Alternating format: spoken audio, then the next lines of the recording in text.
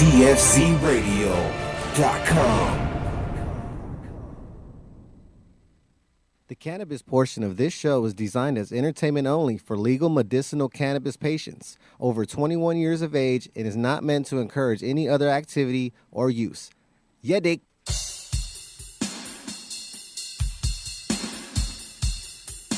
Talking about the Htgs show. Knowing someone better than your show.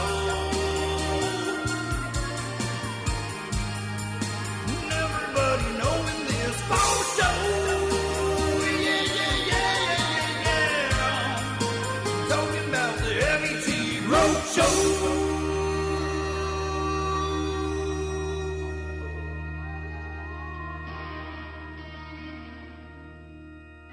This is fantastic.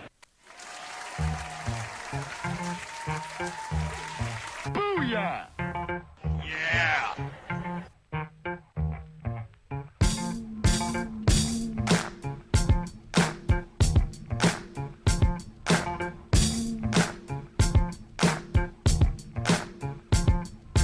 People, are you ready?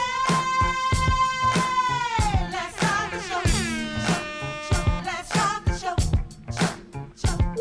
Don't worry about the president. Fun. He can't stop us. Can't do a radio show without the fun. And plus World Cup time, so we know there's plenty of fun in Russia out there. What up? What is? Welcome to the Heavy Tea Grow Show. Wednesdays, 6 o'clock or around there. Right here on DFZRadio.com. Booyah! We take your grow calls. We hook you up for calling in with some heavy tea swag. Some great prizes from our sponsors like General Hydroponics, Botanicare, Smart Pots, Nanolux Lighting, Blue Lab, Vermicrop, Green Pads, Mission Fertilizer, Turpinator. We also got Fantech coming on board with us. We're here to help you grow better, so call in 562-653-0707. I'm joined by my co-host at the end of the table, the notorious, the infamous Four Neck Joe, Chris. It's four chins. I'm No Neck Joe, so you're Four Neck Joe. Four neck Joe. Okay, got it. What's going on, man? Not much. What's going on? Same old shit, different day. All right. You ready Summer to talk getting grow? ready to start, huh? Summer's like officially starting to kick in, starting to get warm. Well, are you having lesbian days at your pool yet? That's Horty's Pimpin' 101. Not yet? Not yet. Soon, though. Starts around the 4th of July. Yes, they go off, too. It's a lot of lesbians over hanging Yes, out at it Horty is. Chris's. That's why we have tile floors, because there's so much carpet munching going on. How many straight girls do you sneak in there so your girlfriend doesn't get mad? No, she doesn't allow Pretending- straight girls there. pretending She's to like, be. you don't need to be around my man, bitch. I know. Because Horty Chris, Laffy Taffy is nothing to laugh She's the at. female Ike Turner. Yes, she is. She beats you. That's right. Yep, She is jelly. she is. And we also have Ling Ling's bitch over here, Jiggity Jerome. What up? How you doing, Jiggity? Yeah, your mic's not working? No. Yes, it is. Is it? Yeah, is your Why the headphone fuck working? are you sitting in the guest spot next to me anyways when you can be over there on ex-Dr. Duff mic? That's the mic that you go to die anyways. That's like putting your nutrients into a major distributor. Go ahead and go on down there where you belong. Jesus Christ. I know. You're fine where you're at. What's up, though? No, he's not. How you doing, Jiggity? He's Oh, leaving the man. way open. I sit over here because I know it just pisses him off. Yeah. It's great. No, not you. Oh, I'm going to take the Four mic cord chins off. over here. Just by the way, you can hide them by growing some facial hair, bro. I'm telling you, that's the secret. I can't got grow facial 5, hair, but I'd you have don't it. talk shit. that's what's up. I don't grow.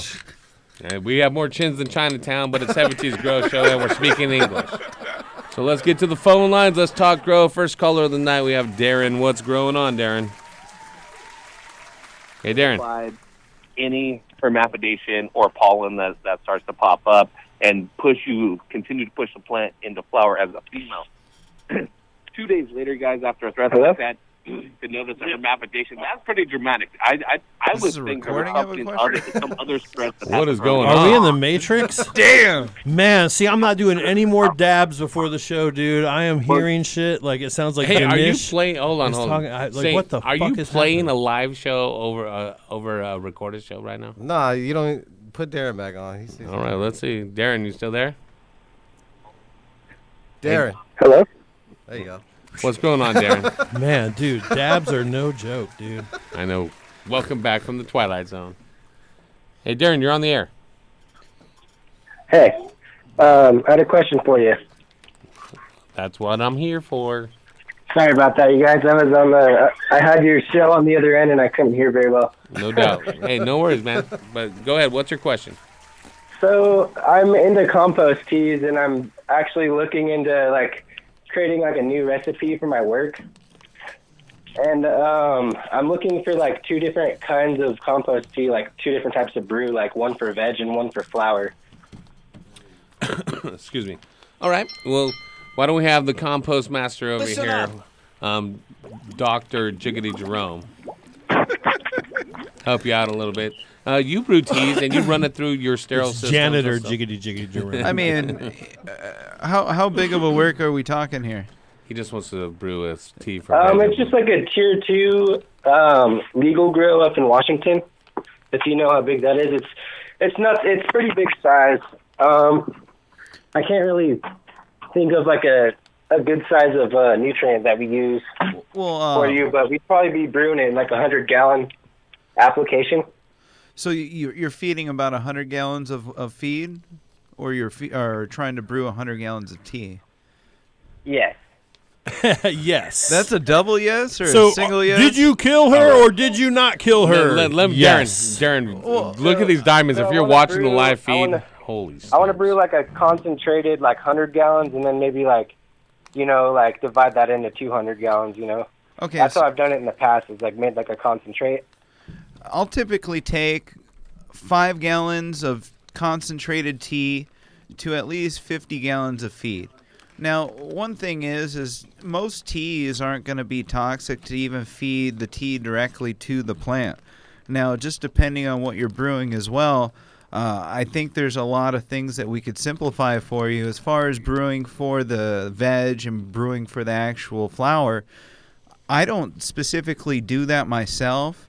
However, if you are getting into a certain stage where you're trying to introduce some type of guano, I mean, you can go in there and change the NPK. There's a lot of nitrogen-rich guanos that you could brew for your veg in place of one that has higher phosphorus for bloom. But I typically like to turn to something very simple. I've used they used to call it the bio brew recipe. The original recipe was 2 ounces of foliar pack and 2 ounces of root pack, and this is the OG BioWar.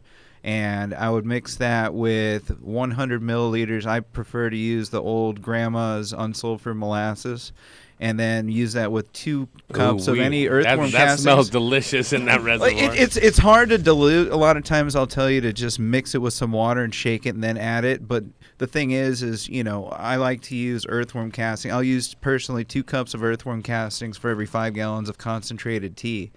And when I brew that, I've fed that, I've foliated that to the plants. I've fed that, diluted to 50 to 100 gallons.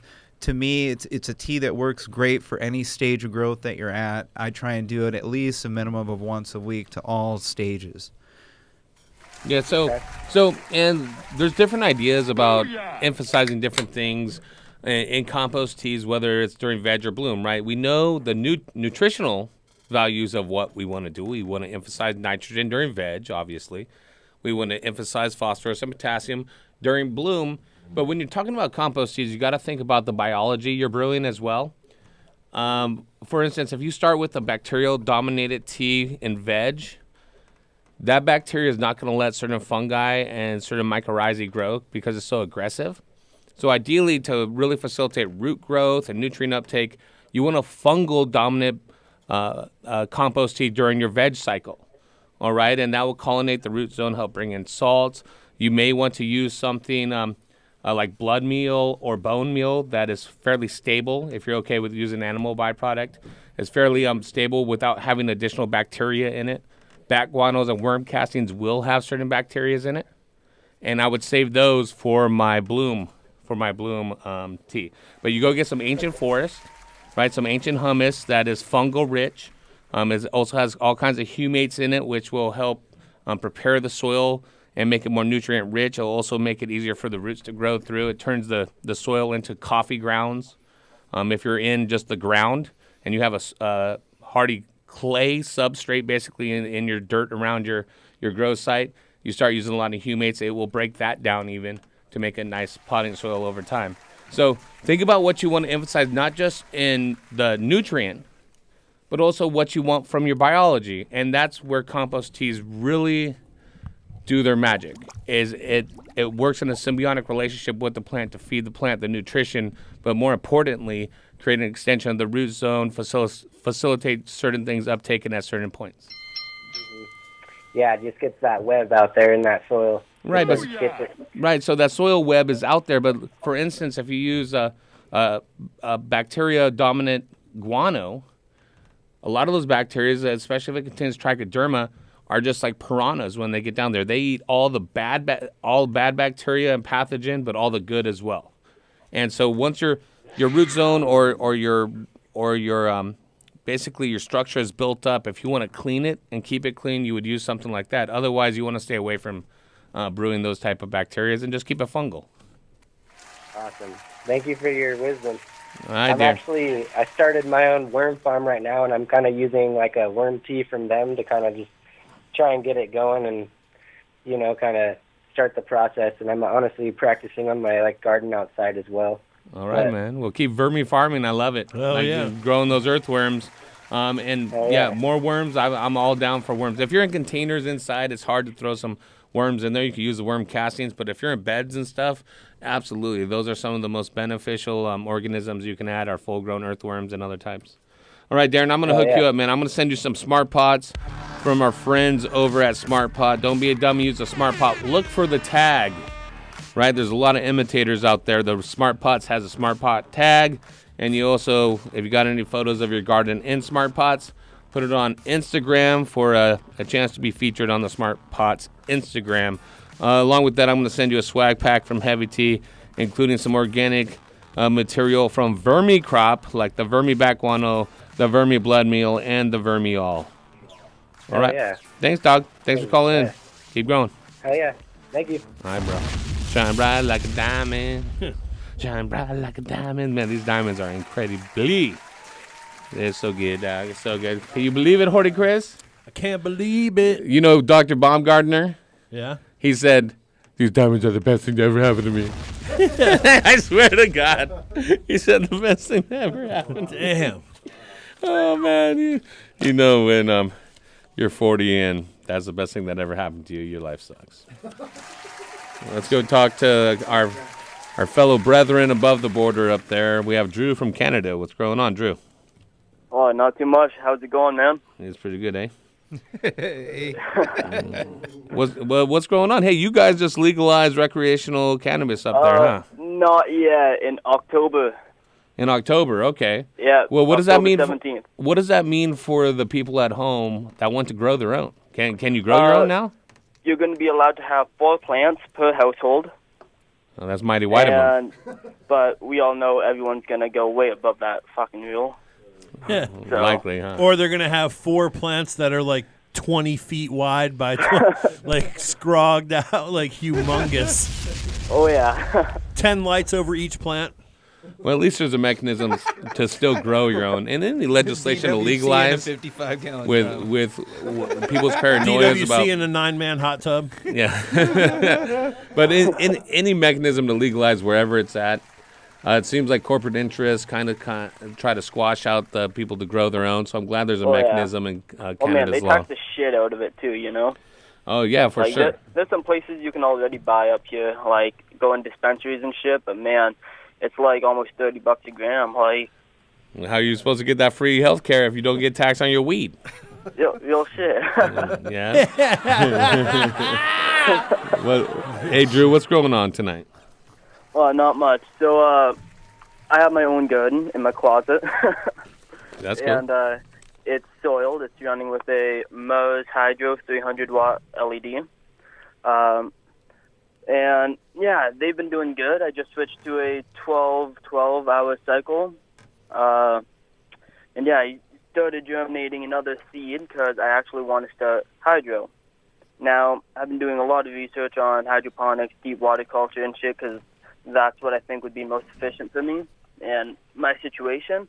But I'm having a lot of, like, I got a bucket set up here.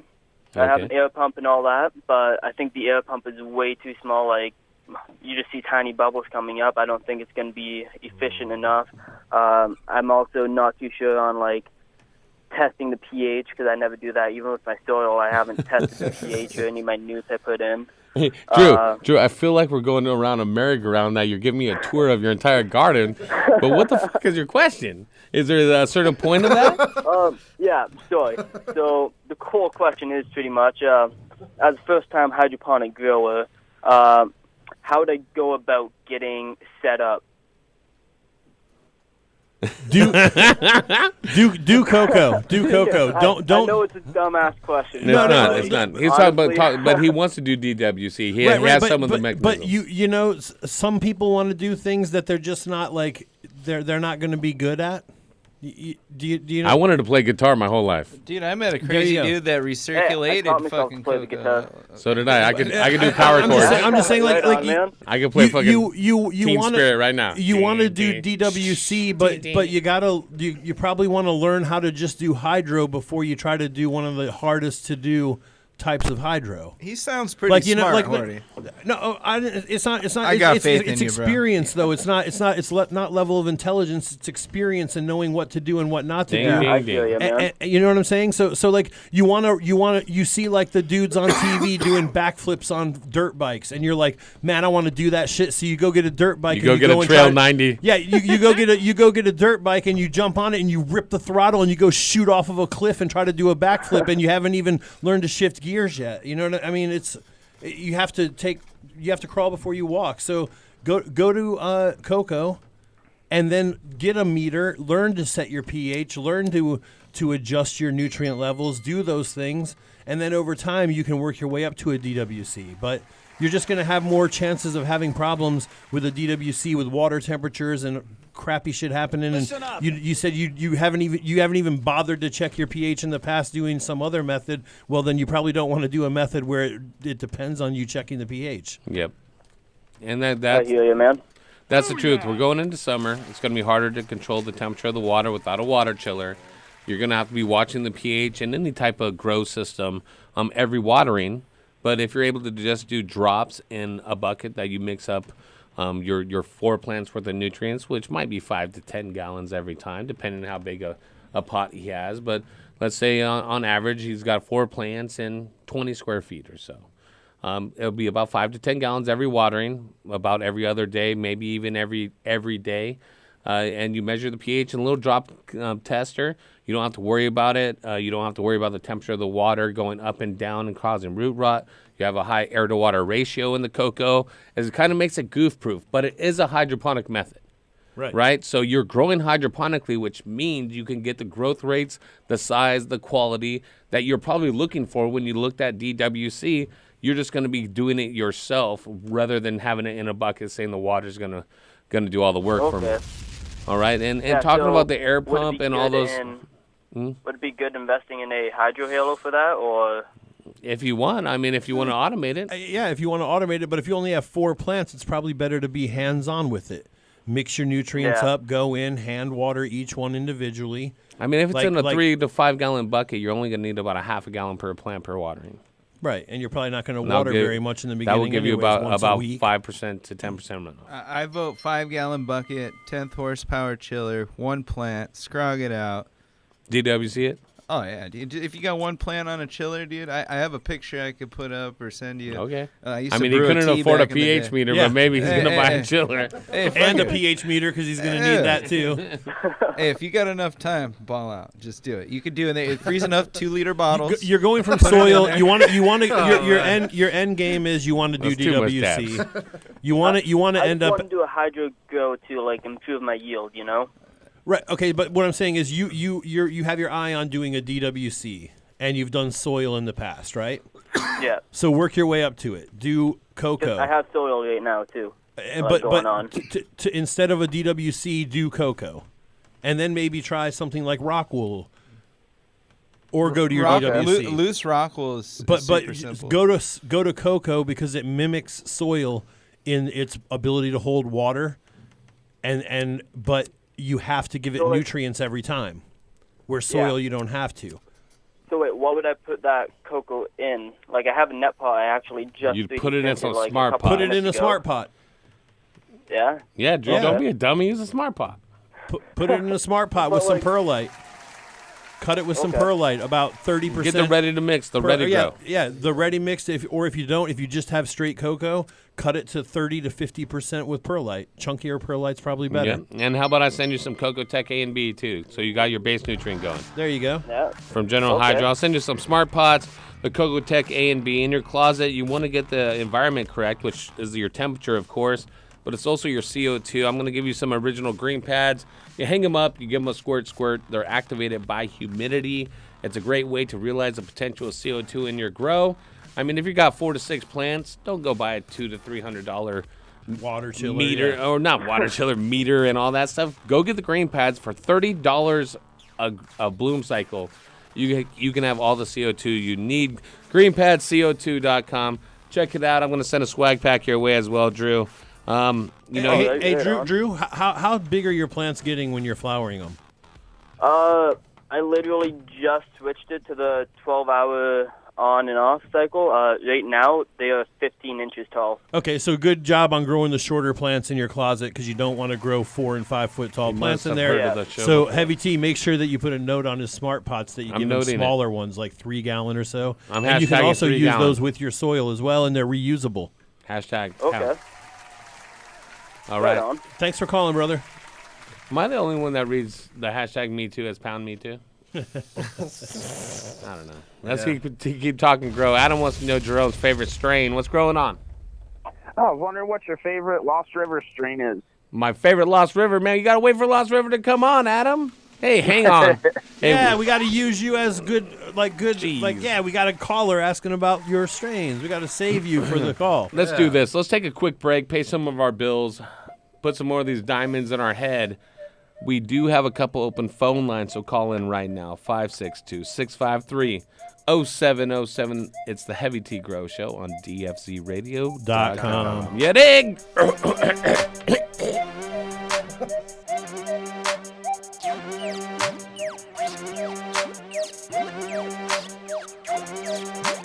Riding through the city, bad bitch with me, stunning shades on, feeling like I'm get it. Riding through the city, bad bitch with me, stunning shades on, feeling like I'm get it. I be riding through my city, riding through the city, riding through the city, riding through the city, riding through the city, riding through the city. It's BZ. Look, hop into that all black thing on them things. Haters jaw dropping, looking strange and deranged. I'd advise them lames to remain in their lane. I'm all about my change, even though I'm paid, I never change. I diddy bob on a bad bitch, beast in it, I go savage. Haters stay on that mad shit, cause ain't there bitch in here average. Riding out on that boulevard, turn your neck and I'll pull you broad. Act tough and I'll pull your card, and that's just how the game go. Ain't got no time for no lame hoes and no silly niggas. Hub City nigga, and I'm riding around with these bad hoes, and I'm starting to feel like Diddy nigga. Stunning shades on, I'm in my zone, my bitch a Diddy nigga. More hoes on my phone, hoes in my home, that's on my city nigga. Riding through the city, bad bitch with me, stunning shades on, feeling like I'm get it. Riding through the city, bad bitch with me, stunning shades on, feeling like I'm get it. I be riding through my city, riding through the city, riding through the city, riding through the city, riding through the city, riding through the city. Hey, hopping at that all black thing on them things. Haters jaw dropping, dropping, looking strange and deranged. I'd advise them lames to remain in they lane. So get up out our way, this 100 entertainment. Dollars over everything, blow cash. Crew coming through, you got no cash. Looking like them niggas that I see before. Low cash, whoa, that's too deep for 'em. Slow it down, Beezy baby. I'm just keeping it street for 'em. They knowin' now that Beezy Brazy ain't got no time for no lame hoes or no silly nigga. Hub City nigga, I'm riding around with these bad hoes and I'm starting to feel like Diddy nigga. Stunning shades on, I'm in my zone, my bitch a Diddy nigga. More hoes on my phone, hoes in my home, that's on my biddy nigga. Riding through the city, bad bitch with me. Stunning shades on, feeling like I'm Diddy. Riding through the city, bad bitch with me. Stunning shades on, feeling like I'm Diddy. I be riding through my city, riding through the city, riding through the city, riding through the city, riding through the city, riding through the city, feeling like I'm Diddy, like I'm Diddy.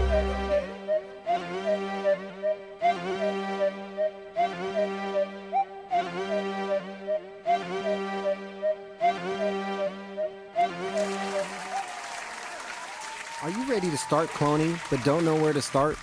HDI has you covered, the only propagation-focused company. HDI was founded in 1997 and is the master distributor of Clonex throughout North America, like the Clonex rooting gel, which has been on the market since 1988, EPA registered and approved for use on food crops and cannabis. It's the only rooting gel approved by the Washington and Colorado Department of Agriculture for propagating cannabis plants, used by thousands of plant nurseries, commercial growers, scientists, and greenhouse growers with billions of clones successfully rooted. That's Clonex rooting gel. But healthy clones start with healthy mothers.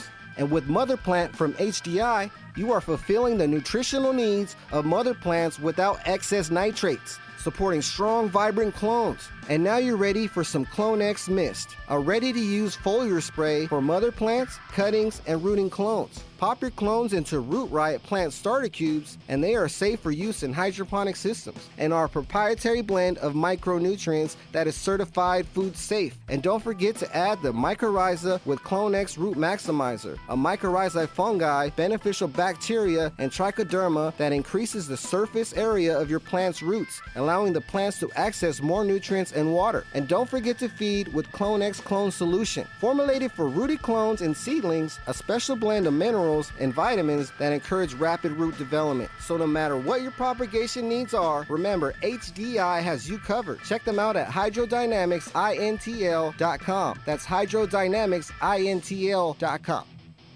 So you're big time, huh? Yeah, kinda. Okay, got your ballast check, reflectors check, fans check, just about ready to get growing. The last thing you need is your bulbs. Let me get like 12 of, whatever's the cheapest you got. Bro, really?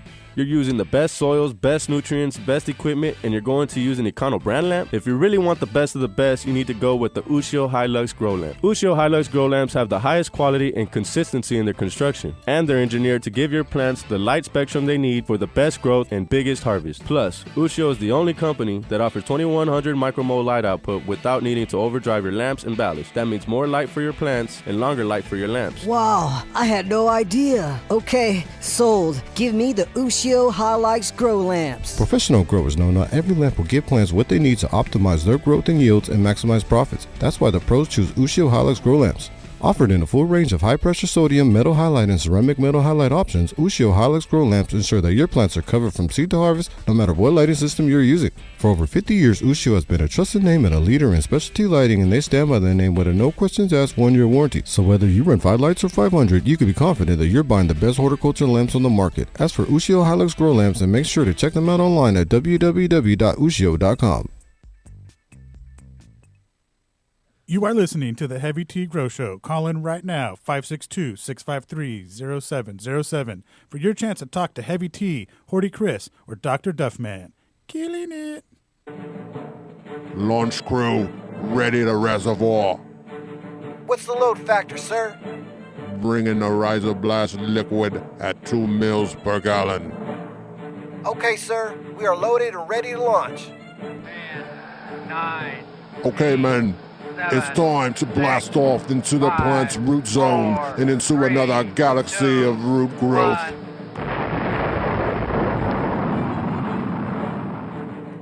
Rhizoblast is a proprietary blend of seaweed and the single-celled algae chlorella Chlorela's abundance of amino acids and minerals contribute to its value in hydroponics. The benefits used in rhizoblasts are explosive root growth, the use with any growing medium or hydro system, its ideal use for transplanting, and the enhancement of your plant vigor and fast-flowering plants.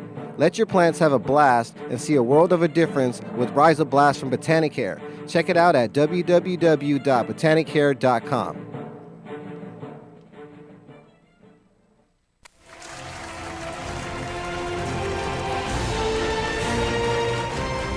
DFCRadio.com. Yeah, I'm in the studio with my nephew, Prav on the track. This on emo, baby. I'm a bad mom, I'm a OG. I'm a 60-year-old with a bad knee. I smoke that till I can't see. Everybody trying to get with me. I'm a bad mom, I'm a OG. I'm a 60-year-old with a bad knee. I smoke that till I can't see. Everybody trying to get with me. I got that Benz, I got that Jag, I got that money that never ever ends. When I step out, it's party time, and I be loaded out my god mind. I spend my cash, and I always got my stash. I wanna be like currency and smoke up all them trees. I don't be frontin', I don't be stuntin', I be getting mine all the time.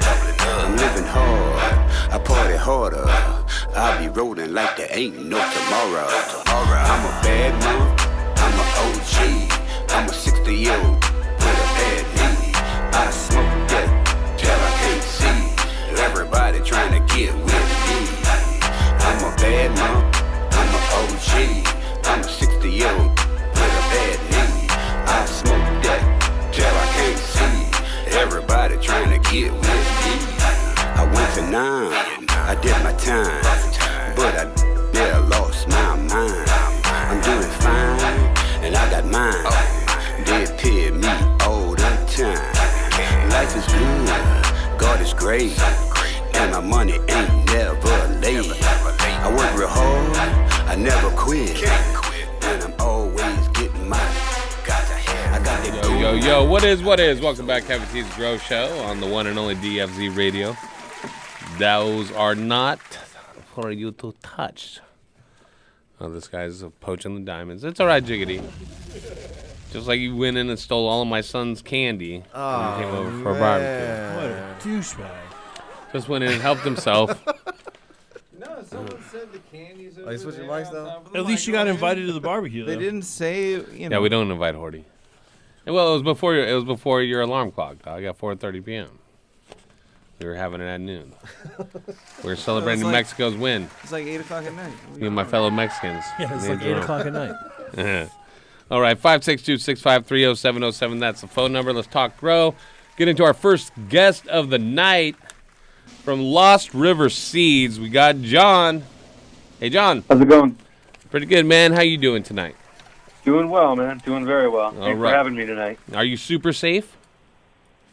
I am, yes. Good job. What was in your safety meeting? Which strain were you poofing on? I was smoking on some watermelon macaron. Watermelon macaron. Now, I have no idea what that is, but it sounds delicious. Hell yeah. What does that consist of? Is that one of your own crosses? It is, yep. It is a cross of Rainbow Road and Watermelon Skittles. And Rainbow Road is cross of I-95 and the Watermelon Skittles. And how do I get some cuts or some seeds over here, John? Come on, hook it up. Yeah, I've never heard of any of these. Hook it up, player. We're in virtual land. It's on the internet. It doesn't really matter, right? But hey, John, Lost River Seeds. You've been doing your thing. You're a breeder. You're also a grower. You've been so for a long time. Tell us a little bit about your company, Lost River.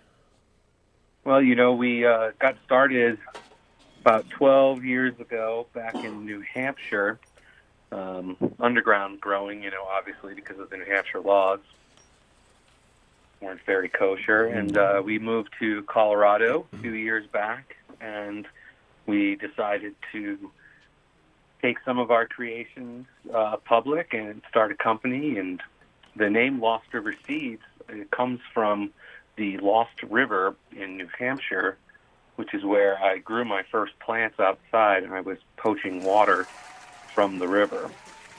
Have you ever heard of, I think it's called New River Lake? No. In New Hampshire? You heard of Exeter, New Hampshire, right? I have, yes. Yep. Okay. Yep, that's down in the southern part. Right, okay. I was just asking.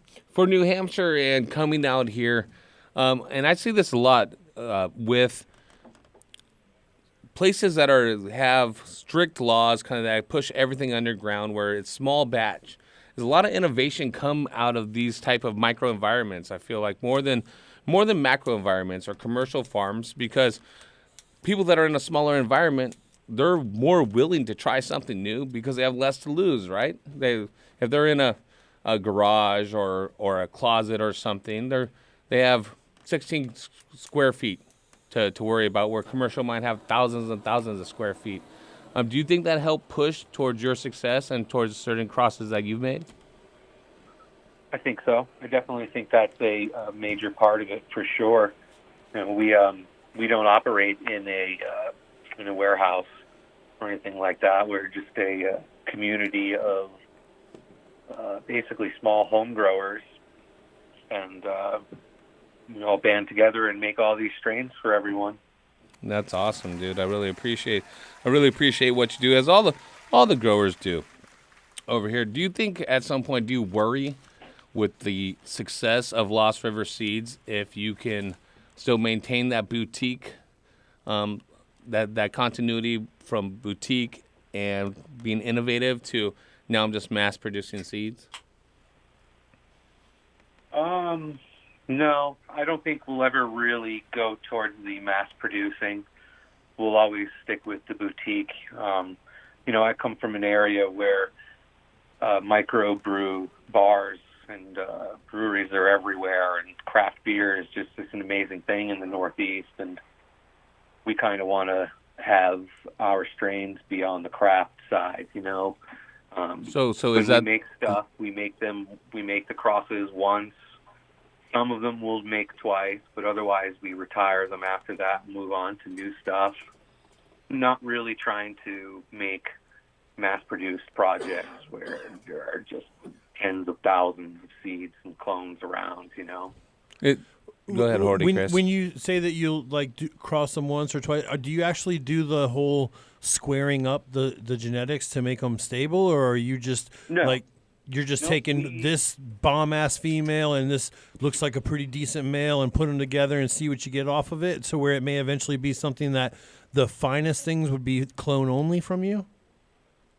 Essentially, yes. But we rely on our customers to push the clone only if they want, because we're not really going to remake things. Generally, what we do is we grab as many seeds of a couple strains as we can, and we select out the nicest male after flowering them all out, and then we hit that male to a handful of our in-house strains that we always have around, and then some other big name strains out there, that other people like, and just try to see what we can create, because the more that you make, the better chance you have of finding those keepers that will turn into those clone onlys. Right, absolutely. And I think that, in my experience, the clone only stuff's always been a notch above stuff that you could just buy a pack of seeds and they're all pretty much the same, right? Well, we make all F1 generation seeds, so usually in a 10-pack of seeds, you're going to get between 2 and 3 phenotypes. Okay. To select from. We're not really interested in doing any F2s, F3s, or back crosses or anything along those lines.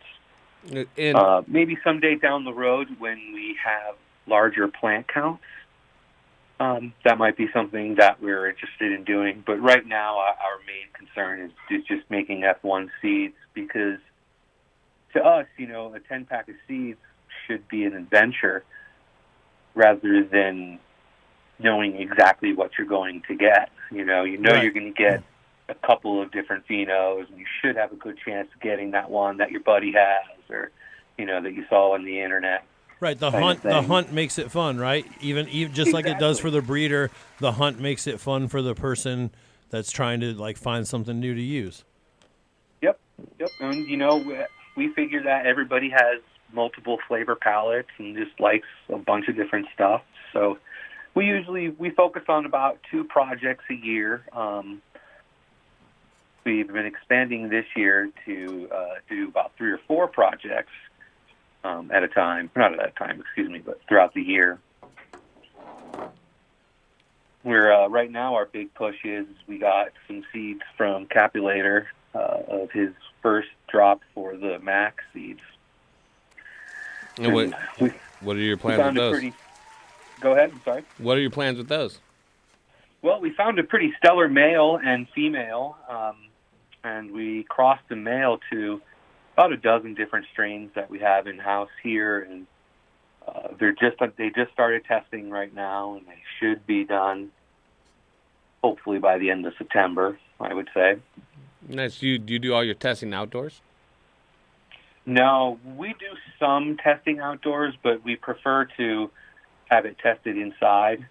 Right. And so I know because it's a grow show, listeners are like, okay, the guys doing the breeding that are making a legit business and a legit go out in Colorado, doing their breeding and their crosses. What style of grow do you like to use? Well, we grow with Nectar for the Gods soil and nutrients. We use Hydrofarm Light. Right now we've been running the Phantom Ds and some of their 315 ceramic metal halides. It's kind of hard to have a large outdoor grow in Colorado without having state licensing, and yeah, it's really hard to obtain the state licensing, mainly because of zoning and property placement. People don't want to see your plants outside. Good grief! Come on, John. Exactly. You know better than that. Plus, you're probably getting pollinated by industrial hemp that's growing all over the state as well, and other people's grows. That's a big possibility. It's actually a big problem. I have a couple of hemp farmers in our community that have dealt with that issue, where their hemp pollen had pollinated some people's outdoor cannabis farms and wreaked a lot of havoc. Oh, yeah. You need some of those dust shrooms on there. They need some dust shrooms on those greenhouses. Keeps that pollen at bay so you don't grow some hay. John, everyone's looking for the right seed. They're looking for that keeper that maybe pop up in their home garden. What are the laymen out there, the newbies that maybe get a seed somehow in their garden? What are they looking for, a viable seed? I always talk about the maturity, the tiger stripe, but is that necessarily true? What are they looking for on a solid seed? In my experience with cannabis seeds, 7 out of 10 strains will produce a tiger stripe seed. And the rest 2 do or what? 3 of them will produce a tan seed or a very small, rounded black seed that really won't have any striping on it. We've also run across some strains, our watermelon Jarritos, those seeds, which is a cross of Casey Brains, his Spontanica, and the watermelon Skittles. All right. Those seeds, when they are harvested, the tip of them has a black ring around it, looks like a black-eyed pea, and you can rub off the tiger striping with your fingers. Well, and then if it's not necessarily the look, is it the strength of it? I always, whenever I got to see it, if I go and roll it under my finger with slight pressure, if it starts to crack or break, it's no good. A solid mature seed tends to have a structure to it that basically you can tell that it has some integrity. Most definitely. 100%. Every single one of our seeds before they go out to the market is pressure tested. We do all hand selection and hand packing. It takes a very long time, but we do it so that no seed packs will end up with any kind of immature seed. Quality control. Okay, so let me ask you then. If you have some old seeds that may or may not have been stored in optimum conditions. From your great Wookiee uncle. Right. Some shit that the galactic Sumerians brought when they came to planet Earth. And you had to pop them out. Now, I know you're a nectar for the gods guy, and you're probably like anti-synthetics and pesticides and all that stuff, and that's all cool. But if you had to, like, even if it was using chemicals, what's the best chance of getting something that might not pop under a normal way of trying to pop it? What's the best product out there, even if you're trying to do it with, like, chemicals? I don't even care. Tell me. I need to know. Well, but I think before you turn to any products, what we would recommend doing is taking a nail file or a high grit sandpaper, scuffing it up, and you just the very tip of it, the bottom edge, you just kind of scruff it just a little bit so that you can break the seal on the hull, which is hardened over time. And this way you can allow water to penetrate it through the hull and into the embryo and cause germination. Do you like to use any type of pre-soak, even natural, like a seaweed or anything, to help facilitate the germination process? Soak dried beans in water to get the hormones out of them from the legumes? Nope. We're pretty basic when it comes to our germination. We don't really use any chemicals or even any organic products. The main reason for that is the inside the embryo of the seed, it contains all the food that it needs. All it needs is moisture to create the germination process, and from that point on, the seed does not need any food at all until the cotyledons, or what some people will call the bean leaves, which are the first two leaves to come out of a seedling. Once those wither down and die, then you need to start feeding the plant. But before then, it doesn't want any food at all.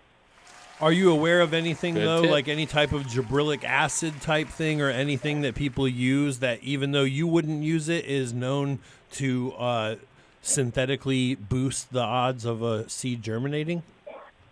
I don't necessarily know about seed germinating, but maybe growth speed, and vigor might be increased. It could also even be decreased if it's too strong for the seedling and it hurts it.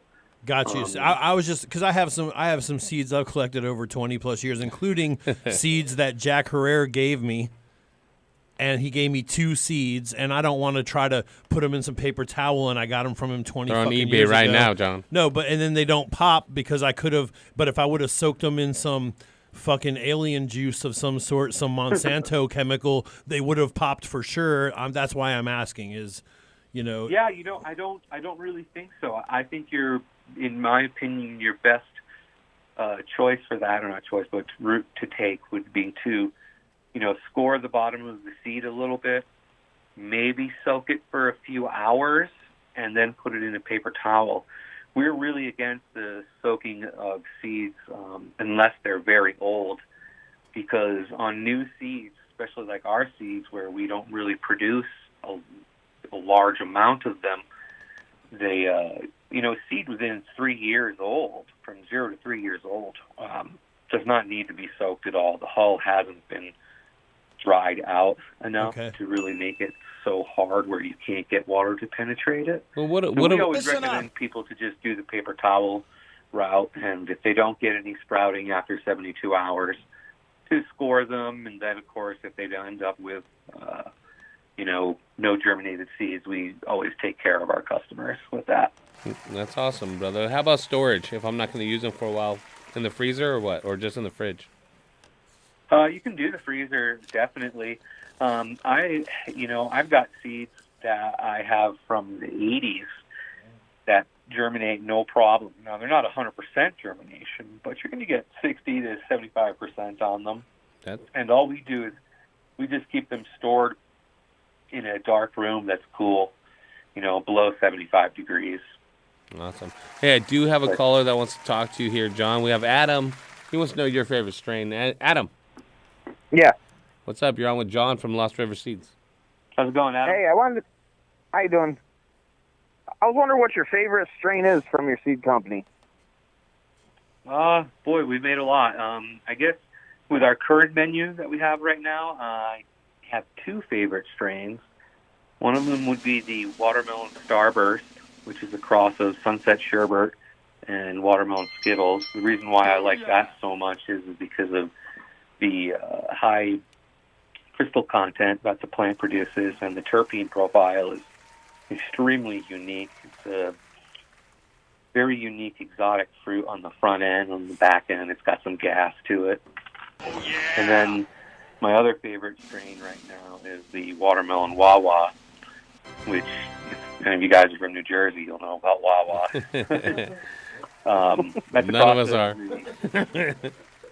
It's the Face-Off OG and All right. Watermelon Skittles. I know what's up with that. It's a very colorful Face-Off. It grows a little bit bigger than the Face-Off does, and it's got a little bit of a fruit terpene profile on top of the gas. But the gas is just so strong. To me, it's one of the best ones we have right now. That's awesome. All right.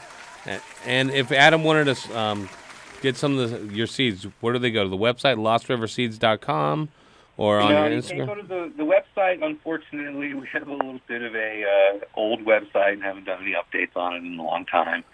If you're looking to purchase seeds, you can contact our good friends at Neptune Seed Bank and Platinum Seeds and Peak Seeds. We also have a few other retailers that we work with, but those are the three main ones that we do business with. All right, Adam. There you go, brother. I'm also going to send you a swag pack from Heavy Tea to help you grow better, all right? All right. Thank you very much. All right, brother. Thanks. Stay on the line to talk to our screener. John, I have another caller. Juan's been hanging for about 30 minutes. It's a general grow question, but you can help us out if you want. You want to try? Sure. All right. It's Juan. Hey, Juan. Yeah. Hello. Hey, how you doing? That's good. My friend, he told me to call you. I try to do the DWC. It's no work. It doesn't work. Well, why doesn't it work? What do you mean? Is your plant just dying? They don't. The roots they get real brown and they're no good. It's probably growing Pythium. Morty Chris, you want to help him out in the Yeah, it's probably the water temperature in there. What's the temperature in your area that you're growing the plants? I was like 75. And the water that you have in there, what are you feeding it? I do the GH, the pink and the brown with the green. Okay, the 3-part. Yeah. What pH and what EC are you running it at? Well, the pH is like maybe like I say when I start it's like 6.0, and then it goes like super high the time. Okay, and in your DWC, you're just doing like one bucket, or how is it a connected system or single buckets? There's 4 buckets connected. 4 buckets connected, and do you have air stones in there? Just the one. Just one air stone? You should probably have an air stone in each bucket. Yeah, and it's too hot. Yeah, and it's Dude, too hot. once the water goes from 72 degrees up to 75, the amount of available oxygen is 50% of what it was at 72 and 71 degrees. So the plants, the roots of the plant need oxygen. So the lack of oxygen in the water, you're drowning your roots, you're growing Pythium. I mean, if you're having trouble controlling the temperature, I would get a water chiller, or I would go to cocoa, so you can still utilize your hydroponic nutrients. You drain the waste. Be responsible with it. Don't just go have your wastewater go down in the toilet, but collect your wastewater, or just try to have about 5% of wastewater that evaporates and the salts remain there that you can then collect later on. But yeah, Juan, good luck with that, buddy. John, I know that I was looking for your help there, but I was just trying to wait for Horty Chris to translate, man. you know, honestly, you took everything right out of my mouth. Here, this guy actually, Leroy does have a question about. I think a lot of listeners and growers have this question about when the stem is kind of like a straw, right, and some are solid. Leroy, you're on with John from Lost River Seeds. What's your question? Why do some clones have straw-like stems and others are solid? Clones? Well, some plants, right? Where I guess you're saying like when you take a clone from a plant, the plant had hollow stems? Right, or it's solid. Well, the hollow stem on a clone, you must be taking that clone off the meristem. Otherwise, none of the offshoots will have a hollow stem when you cut them, or they shouldn't. Generally, when we harvest our plants and we have hollow stems, we tend to increase our calcium. We use Nectar for the Gods nutrients, which is organic-based calcium. It's not synthetic, and we find that it really just helps close in that meristem so that you don't have any hollowness to it at all. And I've seen it and have had discussions with growers about it and it's basically a deficiency, right? It's a deficiency, but do you see certain strains that are more susceptible to that deficiency where you can recommend a higher calcium or a CalMag off Jump Street? Yes, most definitely. I wouldn't recommend using CalMag to work that. Okay, you want to use what would you straight use? calcium. Okay. Magnesium will have no effect on that part of the plant. All right, and what are some of the strains that we'd be looking for that off Jump Street, or that we'd want to go a little harder on that? Well, I mean, boy, there's so many out there. Right. My recommendation on that is to treat each plant or each strain individually. Try not to feed them all the same feed. We have some of our strains do not like to be heavy watered. We have some that do not like to be heavy fed. We have others that are just straight hogs that dry up, twice a day in some rooms. Yep. And just keep drinking. Well, it's really, you just got to do it strain by strain. Well, we recommend that as well when we talk to any newbies or experienced growers that call in about setting up a garden, is having like strains that both have the same nutritional requirements, height requirements, and even doing a monocrop. It's a downfall for a lot of growers that want to grow 6 plants of 6 of their favorite strains. They're not going to be able to grow any one of them to the full potential. Yep, most definitely. Another thing that you can do, for home growers and small gardens and whatnot, you can, I forgot what I was going to say. That's too much sauce. That's too much sauce, John. Hey, real quick, we got to pay some bills, but I want you to give a recommendation for a newbie to be successful. An easy to grow plant that's going to have enough kick in it, enough of worth the while of someone growing it. A recommendation that you can give them, John. I think my biggest recommendation is to maintain a solid pH within your medium. If you're not growing in deep water, if you're using some kind of solid medium, like soil or cocoa, to do a slurry test, which is basically you just let the root medium dry and you mix it with equal amounts of water. And that will give you an accurate reading of what's going on within your root zone. Much more accurate than a runoff, because a runoff, you get the filtration effect from it. So you're not truly knowing what's going on within your root zone of your plant. And we always tell people that. And as things move through, they interact with... Chase your runoff like chasing your tail. They interact with the biology, but also it changes as it goes through.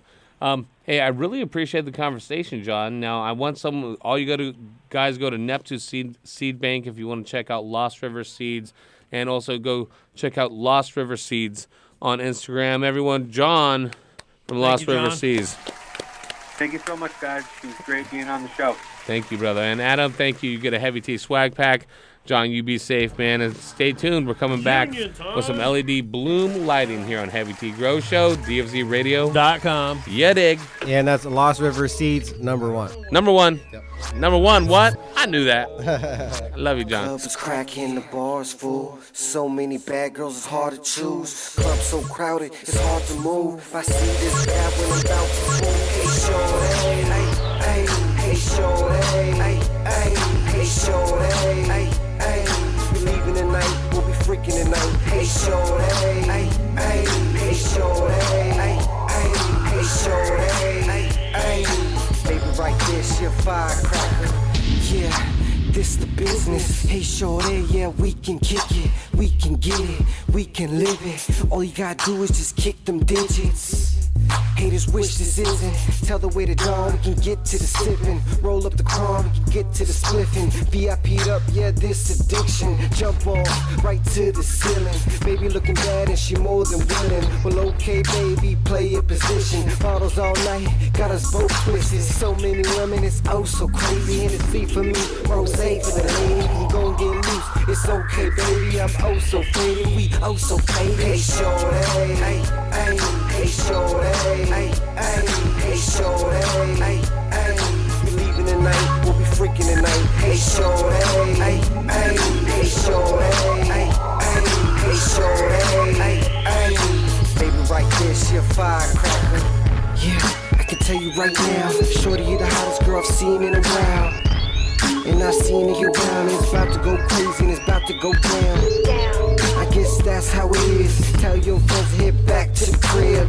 Yeah, and relax for a bit. Cognac pour a sip, we bout to get lit. Up and down, she roller coasting. Don't stop now, baby, show your motion. The way that you move, make me notice you're on top of your game. These lanes is hopeless, trying to run game, but she's striking them out. We up in the club, styling it out. Limo outside, we piling it out. The time is now, we wilding it out. Hey, shorty, hey, hey, hey, shorty, hey, hey, hey, shorty, hey, hey. We leaving tonight, we'll be freaking tonight. Hey, shorty, hey, hey, hey, shorty, hey, hey, hey, shorty, hey, hey. Baby, right there, she a firecracker. Baby, right there, she a firecracker. Cup so cracking, it's a fire hazard, fire hazard. Baby, right there, she a firecracker, firecracker. Cup so cracking, it's a fire hazard. Versace shades on me, I stay G'd up, ain't no waiting for me. In front of the club, got the A with me, so we toasted it up. Got the cups up screaming, homie, what? We got it on lock, ain't no hoes in the game. We're staying on top, ain't no hoes in the lane. Call us what you want, but don't call us a gang. This La Familia ain't never gonna change. Hey, shorty, hey, hey, hey, shorty, hey, hey, hey, shorty, hey, hey. We leaving tonight, we'll be freaking tonight. Hey, shorty, hey, hey, hey, shorty, hey, hey, hey, shorty, hey, hey. Baby, right there, she a firecracker.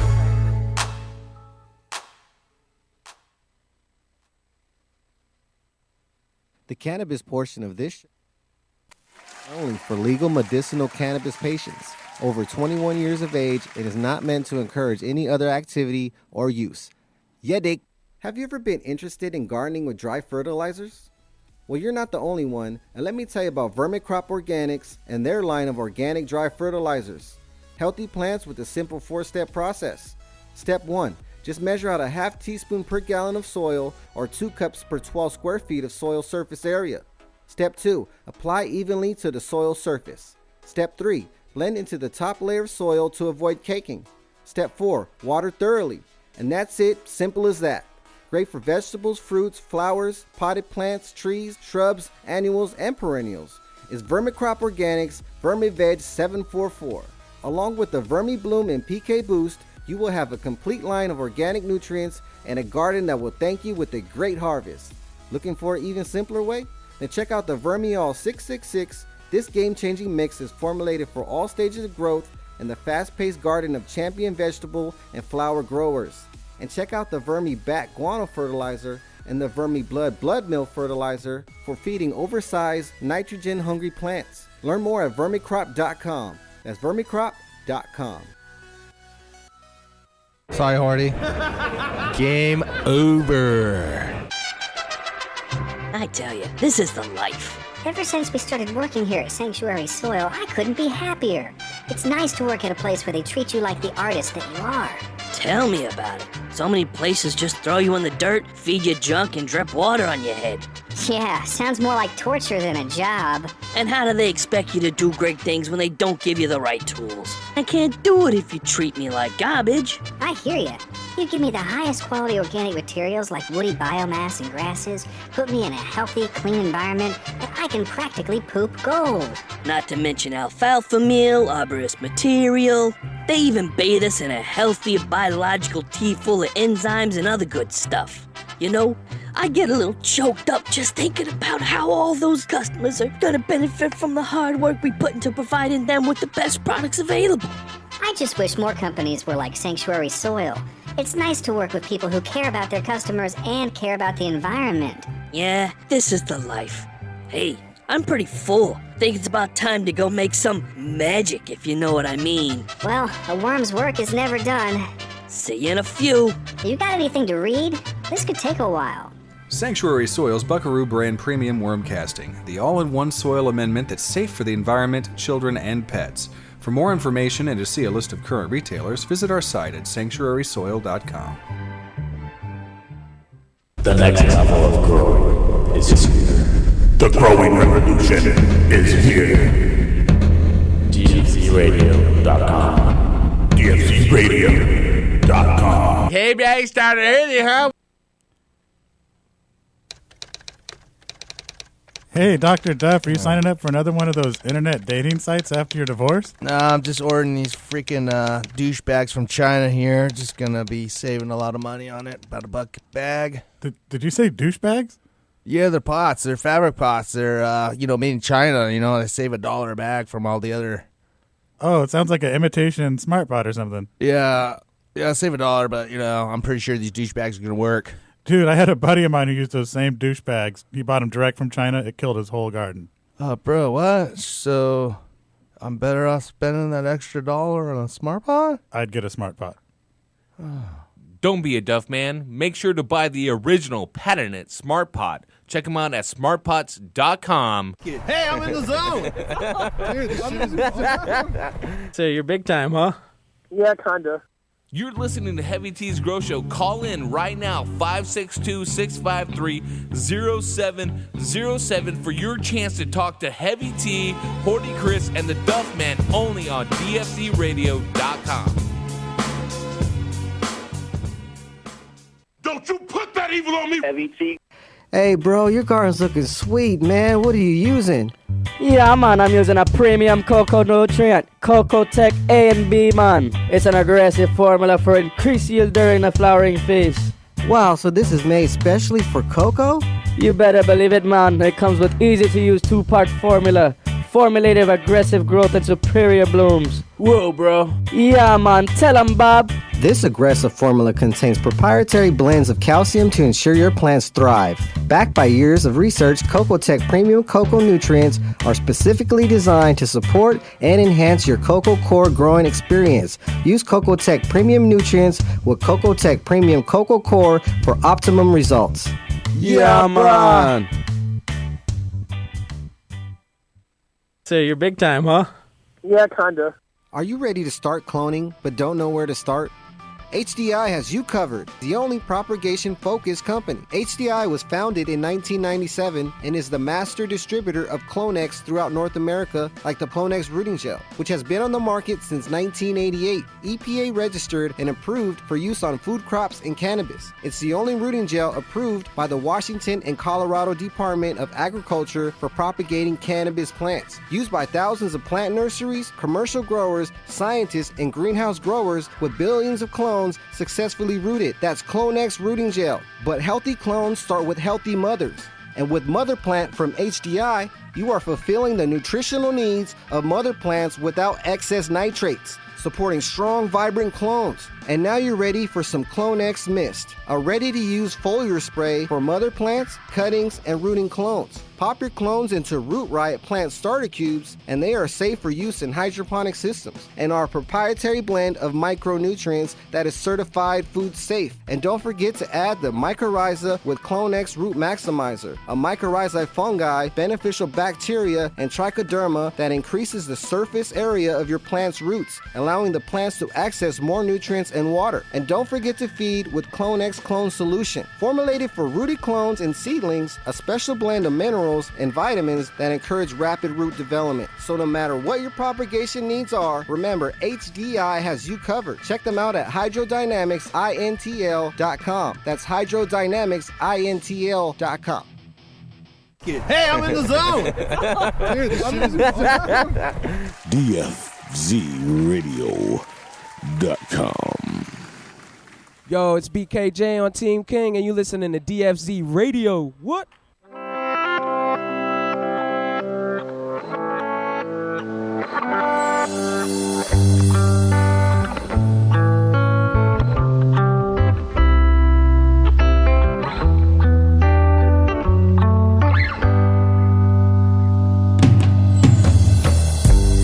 Mary Jane, she's my best friend. She's always been good to me. She come and take all my troubles away.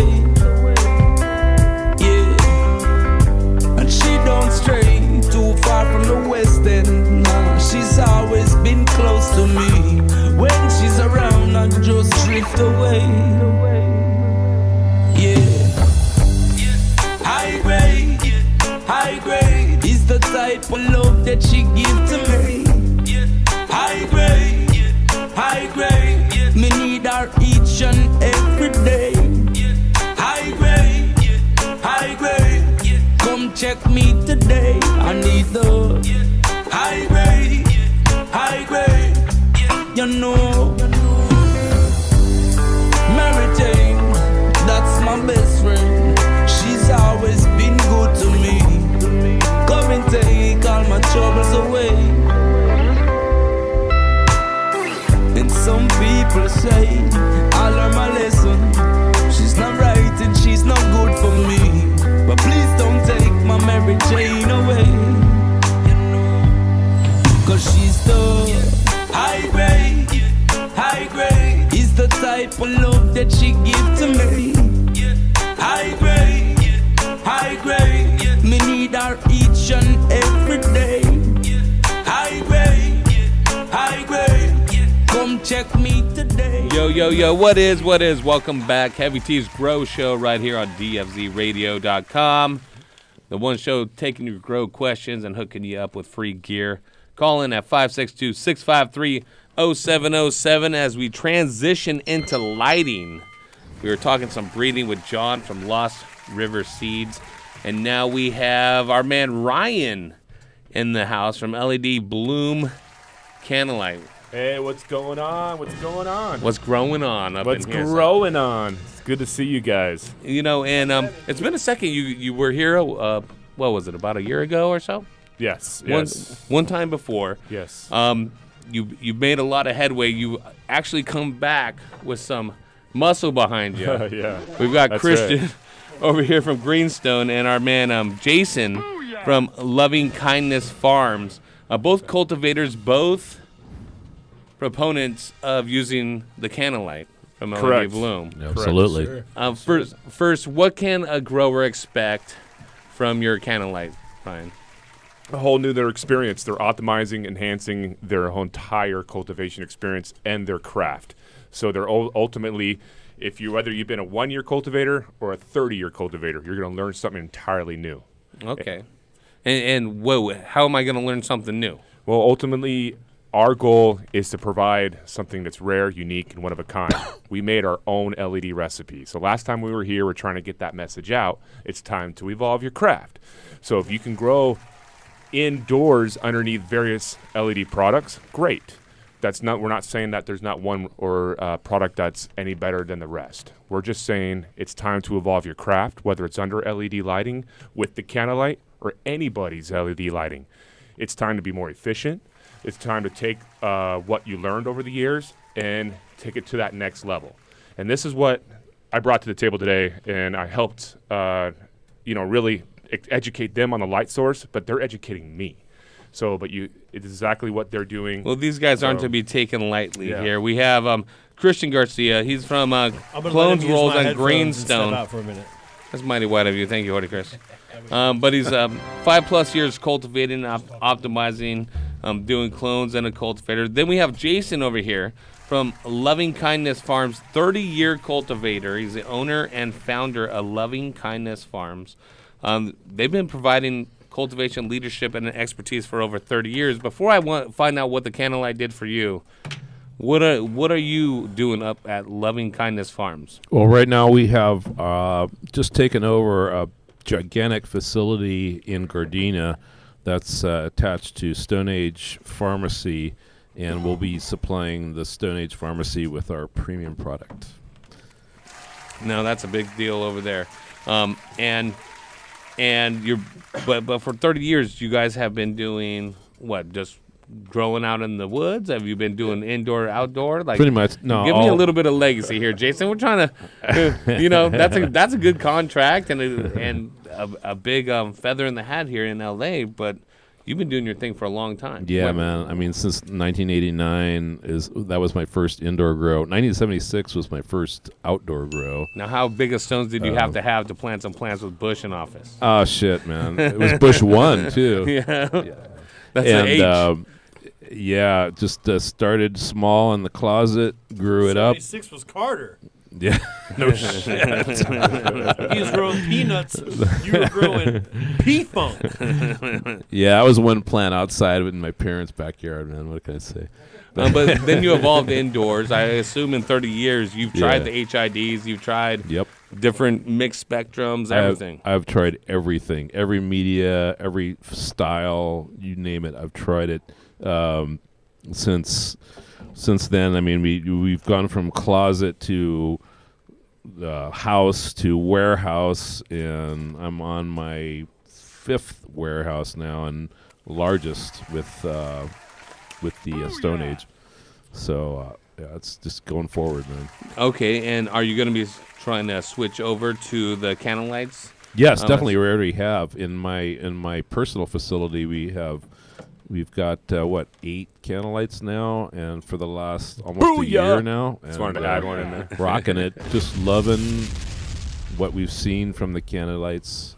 And we're using a couple other LED brands too, and they're all really doing well for us. There's some LEDs though that have left listeners and growers, skeptical of using LEDs, and I've had hit and misses across the board. If you've been growing for any amount of time since LEDs came on the thing, on the site, we were first sold the UFOs at 90 watts. We're going to replace 1,000 watts at one point. Remember that shit? Yeah. You're like, what? No, I got this fucking this pie pan in the sky, and that's 1,000 watts? Yeah, Woo! for sure. No, I'm glad I didn't buy into that bullshit. I mean, it was like I knew it wasn't.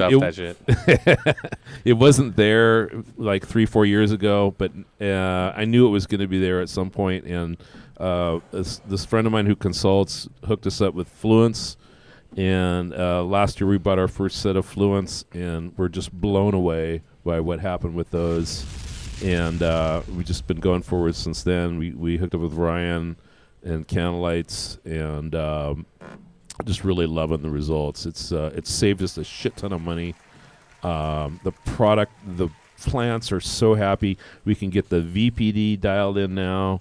We're using way less AC, and I'm just sold, man. And that's awesome. Yeah. We talk about Ryan. We talk about the lighting recipe, and we were super safe last time we talked. So let's refresh my memory. That's where basically type of plant, we're giving it a light spectrum that is going to maximize the full potential of that plant. Were we talking about even breaking down to the strain and having different recipes for strain, or is it just basically a Canna-specific light? It's exactly everything you just said. If you love to grow under red-blue, then grow under red-blue. If you like to grow under yellow and red spectrum, go right ahead. So there's a variety of people that have successes with various strains under different spectrum or spectra. What our theory and our recipe and what we believe is having a full spectrum that's very similar to what you would get outdoors. Obviously, the sun is the most extravagant, ultimate energy source. Right. We want to bring the sun indoors. We want to bring it indoors. And so minus IR, minus UV, we basically took our own phosphors and our own dyes and built our own recipe because we feel everybody else out there with their off-the-shelf designs and recipes, they're all out there. It's available to you. Go do it. With us, if we can provide that full, as you mentioned, recipe that's going to be unique, the goal is to enhance everything we're talking about, your yields, all that fun stuff, but simplify your lifestyle under quality of light. And at the same time, what you just heard, we're going to save you money. Not just with LED, it's with an engineered LED unit that is specifically designed to do certain aspects. It's maximizing every watt. Boom. Every potential watt, which makes sense. There is a lot of wasted light in traditional forms of lighting. Still on the commercial scale, with the price point of LEDs and what people are doing with cross lighting and what they're able to get with those 1,000-watt double-ended. You got high ceilings, doing warehouse, but basically indoor greenhouse. Can LED match that same performance or surpass it? Well, based on my experience, I think definitely, yeah. Are we at that moment? Is this the watershed moment where it takes that jump? I think so, man. It's the plants love it so much. It doesn't stress the tops. I don't get any more of that kind of like dried up, stressy look. After I put them in for 2-3 weeks, they're just the leaves are going upwards and they're like soaking. They're praying. They're doing the prayer. They're soaking it up, and it's just so beautiful to see. Well, and that's Christian too. That's awesome. And you're the not Christian. This is Christian over here, but I'm gonna call you Chris. Is that cool? That's absolutely. I can only say Christian so many times a year. But you're the bloom guy, right? You're taking over a flower production facility here in LA, fully licensed, fully compliant. Talking about using the candle light in the bloom. And from what I gather, you are the nutrient and the clone guy. I'm a nutrient clone guy. I work for a company that does distribution and manufacturing.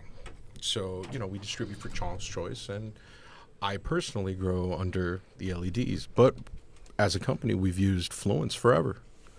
And, I'm liking the new spectra that I'm seeing from LED Bloom. And you think it's right there on point with what you expect from a Fluence light? Better. Really? Better, yeah.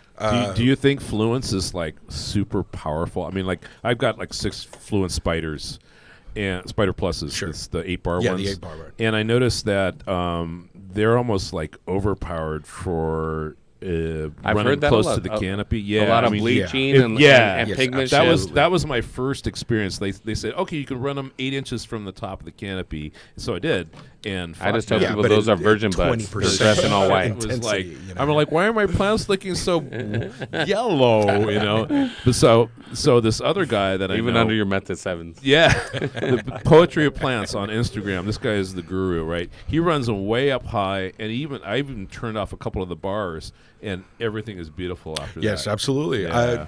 I've worked with Poetry of Plants. Oh, you know that guy. Absolutely. Right Nelson. Shout out. Nelson. Hey, Nelson. Yeah. Nelson. Well, you can attest to the flowers. You brought some flowers that Jiggity Jerome's over there rolling up.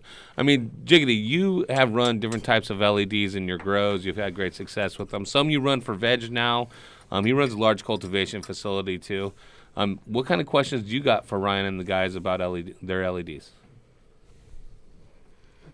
I guess the biggest question for everybody doing commercial facilities is they need them operating at 400 plus volts. So having lights that operate at 120, 240 is one thing. Now for commercial growers is lowering the amperage. Right. So that this way it's not as big as a consumption. A lot of these people are going to double, triple stacks depending on ceiling height. Now it's about dropping the amperages. That's a good idea. Yeah. It's typically just a transformer you add, but a lot of companies don't do that. And the Hydroform Phantom ballast for double-ended is the only 400-volt compatible ballast. So if you're looking at something like that on a commercial scale, you're going that route versus a Gavita. And it's sad to say that a lot of these companies don't have that. And we need to have that crossover now when you're going to a larger scale. That's a good point, and it's true. That is awesome. Great point. Thank you. On the commercial side of it, back to what the light is doing on terms of like spectrum, the recipe. Being a clone guy, are you using the same lights that you can use for budding on your clones, or do you have some lower wattages, a specific spectrum recipe that you're using? Like to use higher blue, but we are using some LED Bloom lights. In mine, my personal grow and my cloning, I see very fast, rapid root production. You think more so than like a T5 or absolutely traditional rooting light? God, absolutely. And I hate T5. Yeah, and you know what? The thing about the T5s is you got to take you back for to Star clones, Wars, bro. For clones, maybe. Yeah, that's what we're talking about. Exactly. But you know, it runs super high electricity.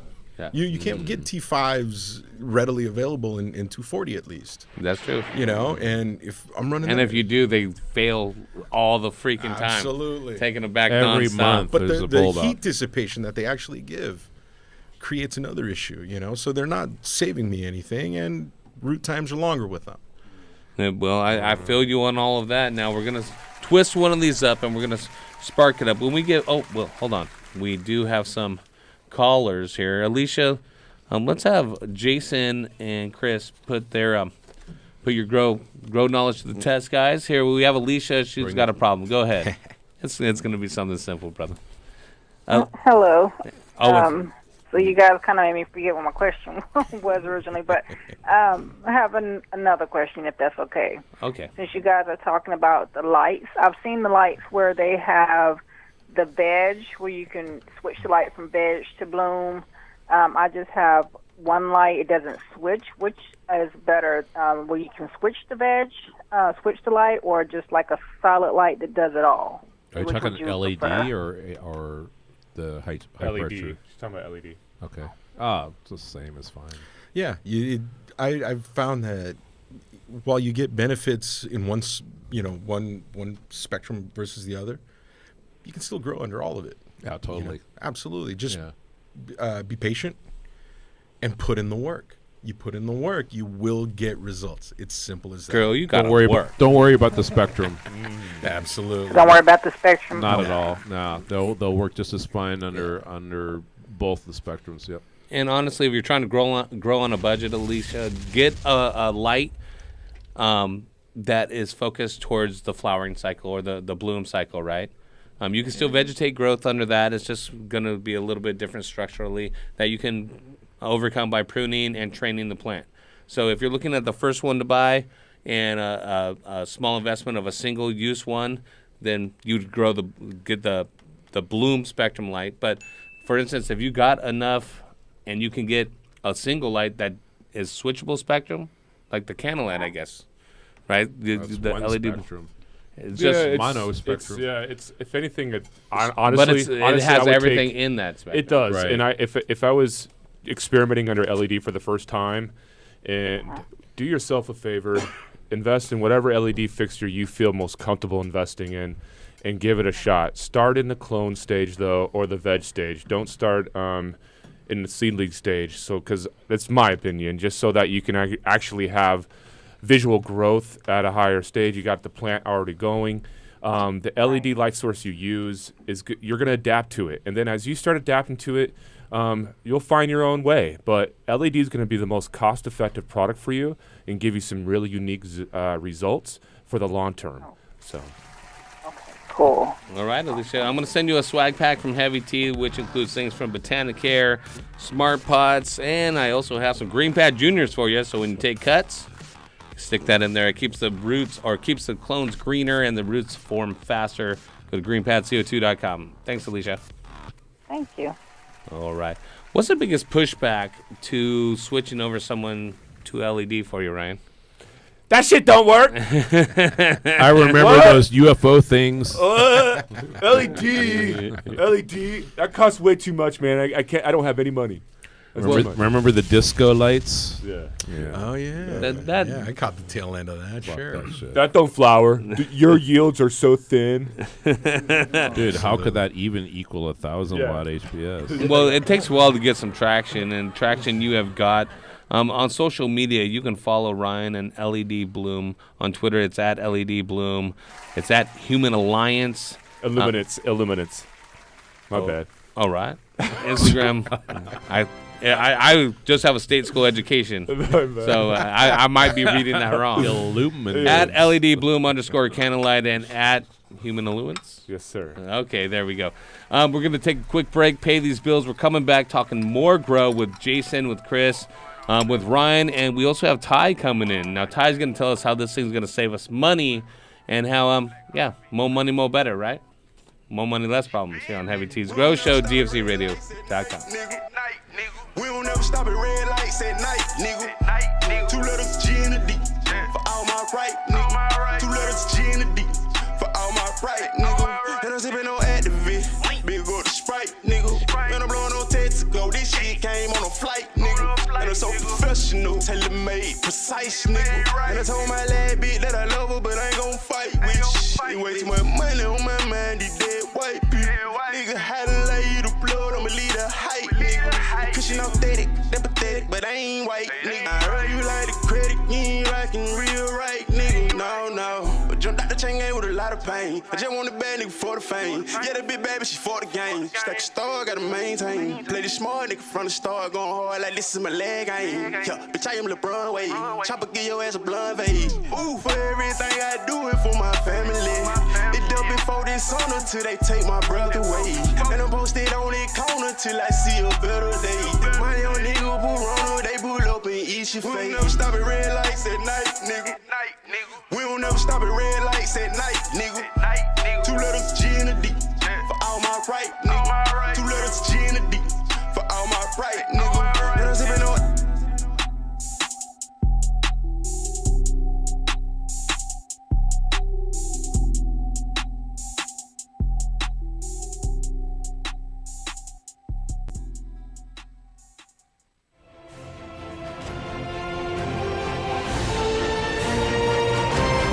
DFCRadio.com.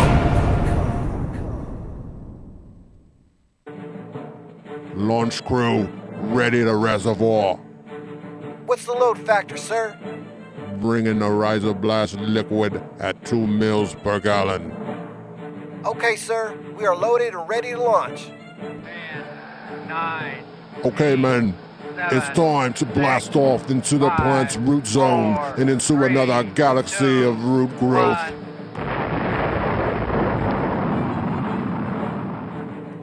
Rhizoblast is a proprietary blend of seaweed and the single-celled algae chlorella. Chlorella's abundance of amino acids and minerals contribute to its value in hydroponics. The benefits used in Rhizoblast are explosive root growth, the use with any growing medium or hydro system, its ideal use for transplanting, and the enhancement of your plant vigor and fast-flowering plants. Let your plants have a blast and see a world of a difference with Rhizoblast from Botanicare. Check it out at www.botanicare.com. Hey, I'm in the zone! Dude, this shit is awesome. What is? Hey, are you a soil grower and tired of using salt and synthetic-based fertilizers and not getting the results that you wanted? Well, for hydroponics, those products work great. But in soil, they suck. All those feeding schedules are out of range for what we think is good for soil growers. Mission Fertilizer is a new product on the market that's specific to soil gardening. They have a grow, bloom, and boost. It's a super premium organic 1 part grow, 1 part bloom, and 1 part boost. It's a feeding program that can be used in bag soils like Ocean Forest and Happy Frog, Victory Mix, or Empire Builder, even Roots Organic, Royal Gold, and so forth. It can be used in any soil mix. Super simple to use, 1 part grow, 1 part bloom, and 1 part boost to get the most out of your garden. It's organic listed, pH stable, and safe to use with tap water. No need to ppm or EC or pH your tap water if you're mixing in Mission Fertilizer liquid. Go to missionfertilizer.com, grow the best, and see the proof is in the plants. Sorry, Horty. Game over. You're gonna go get the green pad, see? That's what you're gonna do. You're gonna go get it right now. Go on down to your local hydro shop.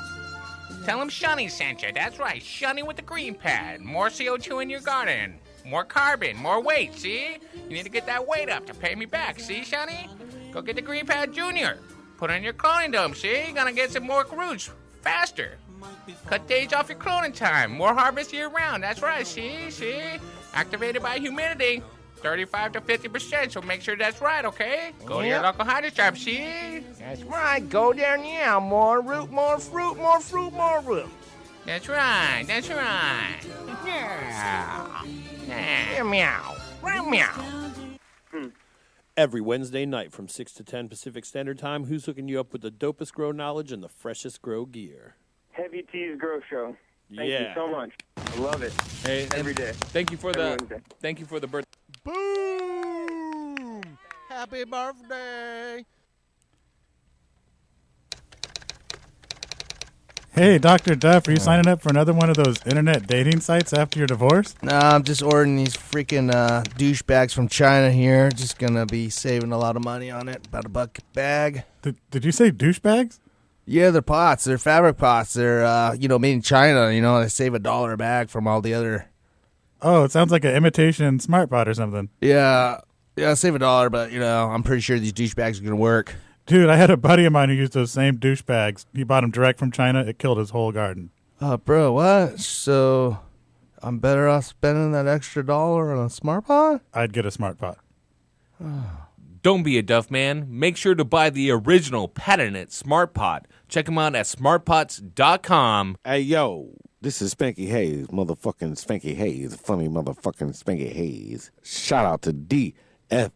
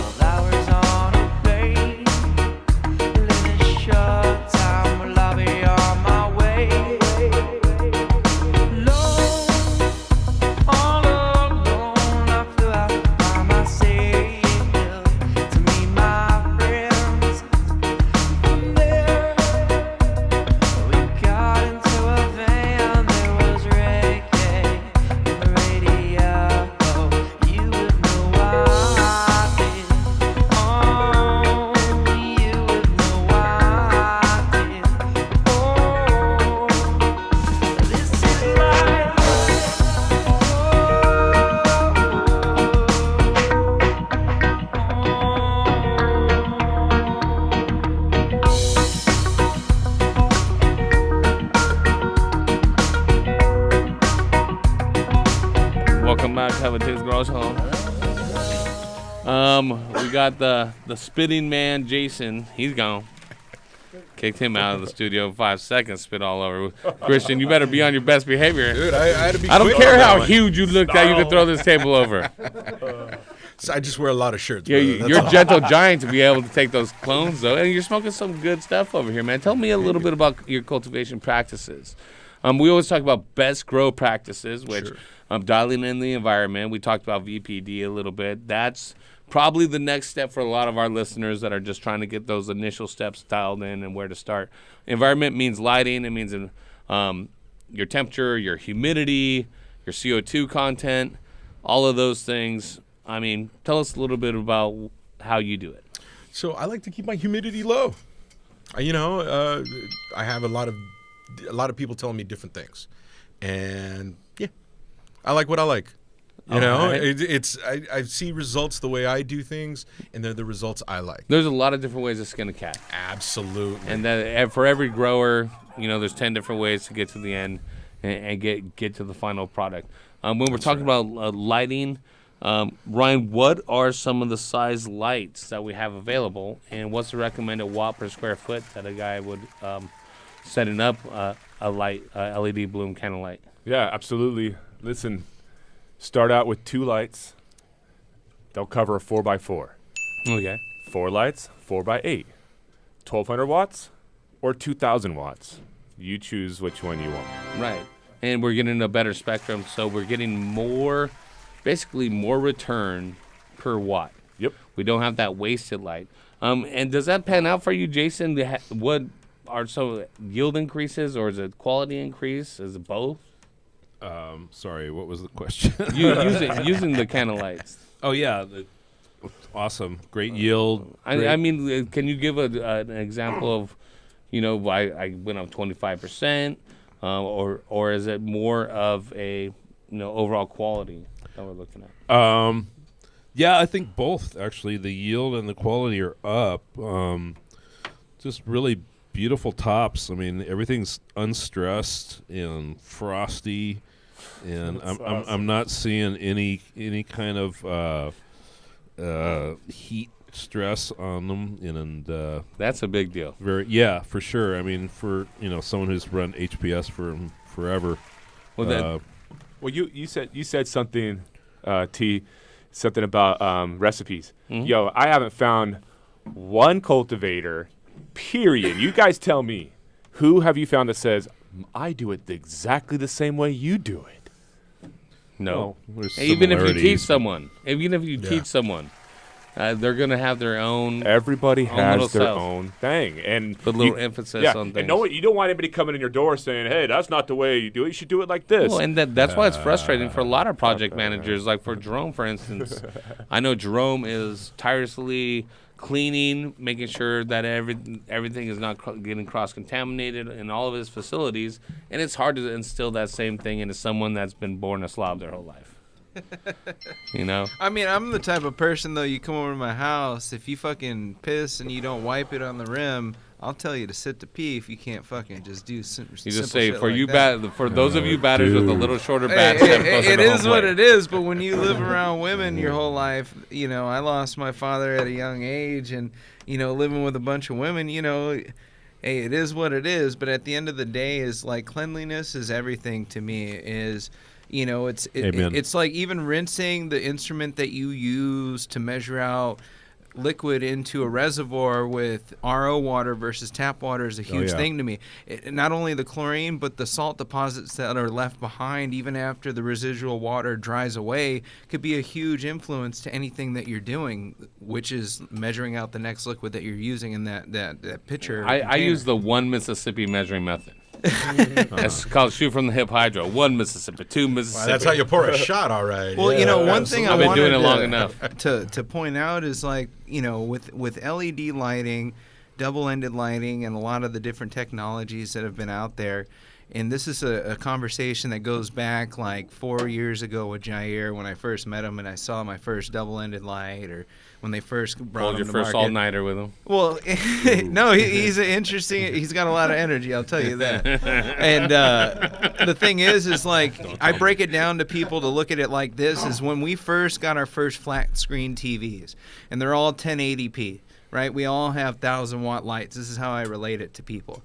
And you had it 60 hertz, 120 hertz, 240 hertz. And as you watch fast-paced, high-definition footage, you would see pixelation on a lower frequency. And as we went from a magnetic ballast to a digital ballast to a higher frequency ballast and into LEDs, what you're seeing is like when you took a video in your grow room and you see the little wavy lines, this is a frequency. And it's how many times that light is actually blinking every 1 second when you look at that hertz. And when you look at LEDs, the frequency between those and what the Gavita was able to develop operates at over 100,000 hertz. So you're getting so much more out of that 1,000-watt or whatever light you're utilizing. Now with LEDs, it's tremendous.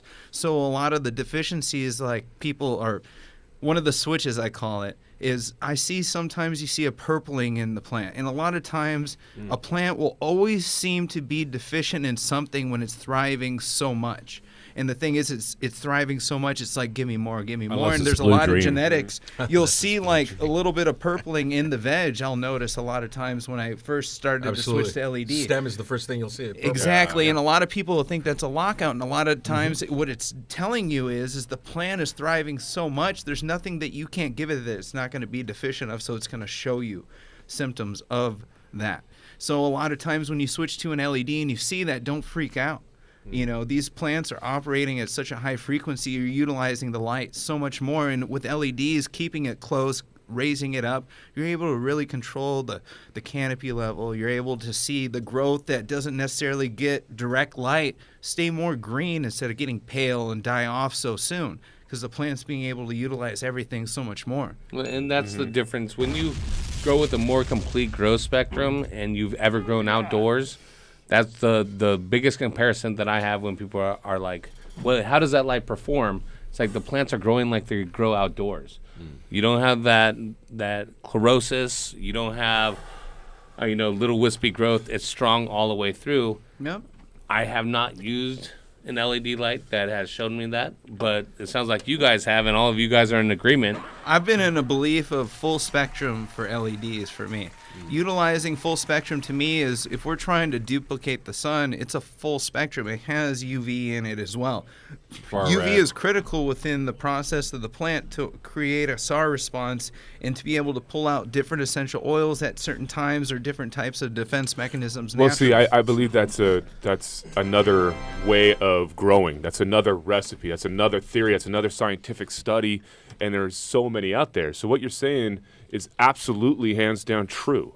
And just like what these individual cultivators are saying and the others out there are saying, it's absolutely Pointing true. at me. Yeah, absolutely. I mean, Heavy T's got his We own agree opinion. with you. Everybody's got a different way of doing it. I've been the you know? hydro shop guy. I've seen every vendor my whole life. I'm asking the questions that everyone at home and you're is getting sitting a free light or a wanting to free ask about. nutrient scent. So I've tried every fucking thing there is imaginable, and it didn't cost me a dime, so it's even better. That's what the cultivator it is what it needs is, to do. But the thing is, that's why we get products. I can tell you this. One second. From the flip side, the antagonist of where I'm coming from, there's been a lot of snake oil to the detriment of solid LED producers. There's been a lot of snake oil sold as legitimate LED. Can we at least agree on that? Oh yeah, the first gen. Absolutely. It's still out there. Second gen. How many people dropped $100,000 on a room full of LEDs and yeah, I'm gonna save so much money, and they're working in this purple light and the tiny little buds, and that's what really killed the reputation about 3-4 years ago, and until Fluence basically came on the scene and just kicked everyone's ass. It's absolutely true. But on the UV light, I like it for bug control. Keeps the bugs away. Yeah, and but pathogen, it will take care of mildew. Absolutely. But I'll tell you what, a good IPM takes care of that too. Yeah, absolutely. And that keeps you from being lazy with your grow. Eagle 20. Yeah. Get in there. You mean the cure-all? Yeah. The cure-all. Hey, bro, I'm making this one. That comes right out, bro. Eagle Not 20. in California though. Eagle 20. What? I didn't know. We're all like That must plants be here. So Louisiana or something. All right, let's reel it in real quick because we have some callers I want to ask you guys about lighting. We have Bob the gardener. What's up, Bob? Oh, what's up, guys? What up, Bobby? Hey, what's going on, Bob? Oh, just still going off that high from last week's call, which was still fucking amazing. Oh, you got some lights. Yeah, but some LEC Yeah, those LECs, man. You can't stop reading enough about them. Yeah, they're legit. Yeah, so shout out to Sunlight. No, but I'm just hanging out, enjoying my new religion, checking in with the Church of Tea. No, seriously, you guys like donations. The three wise men, you go. Yep. Yeah. Well, like Duff, he's kind of like that creepy, I've been called a lot of things. Catholic priest Wise that has not been one of them. Mine usually ends with "Sir, please leave." So Bob, I I appreciate all those, and I want you to call each and every week, especially if you want to stimulate the conversation. And it seems like you got a good question for our guys. Question. So with the lighting, guys, since we're talking about that now, one of the things I'm interested in doing is hybrid lighting, using, like the LECs with LEDs, using them together with mixed spectrums. What's your perspective on that? LECs? Yeah, it's HID, like ceramic metal halide. Basically, with the different spectrums of frequency, would they have any negative effects? So I don't like using it. I don't like using a hybrid. I don't want to confuse my plants. And to be honest with you, speaking on wavelengths and frequencies, as you switch over, the hybrid's going to produce two different frequencies, right? Two different wavelengths and give you two different results. And if both of those are fighting at the same time, you're gonna get some conflict. You're gonna lose size. You're gonna lose root mass. Like I said, I personally steer away from them. There's a point of light saturation that Chris is absolutely right, where too much light is not good. And you can see that when we talked about things being too close. And that's because the amount of light that the plant is receiving causes the pigment to shift. And you'll see a bleaching, not necessarily a burning. No, absolutely. A bleaching. And It's that's because deficiency. you've reached that light saturation point. And you can, if you add too much, there's too much of a good thing, right? And, of course, when we're paying for it, there is a point, a pinnacle of maximizing light output and maximizing the use of your space, and you can go over that. So you need to get with a quality lighting expert, a lighting technician that does CAD design and does watt per square foot to do what you want to do, that team up with people like LED Bloom, that team up with people from other lighting manufacturers. And with that, you can make a sound choice. Now, it's still up to you, though. It's still up to you to decide what type of lights you're going to put in there. I mean, the plasma every 2 or 3 Gavitas or double-ended lighting to increase the quality. I mean, quality is about environment and genetics, right? If you put a plasma every couple lights, I don't think that necessarily you're going to increase your quality overall. What was it? What was it you're trying to accomplish? What are you trying to accomplish, Bob?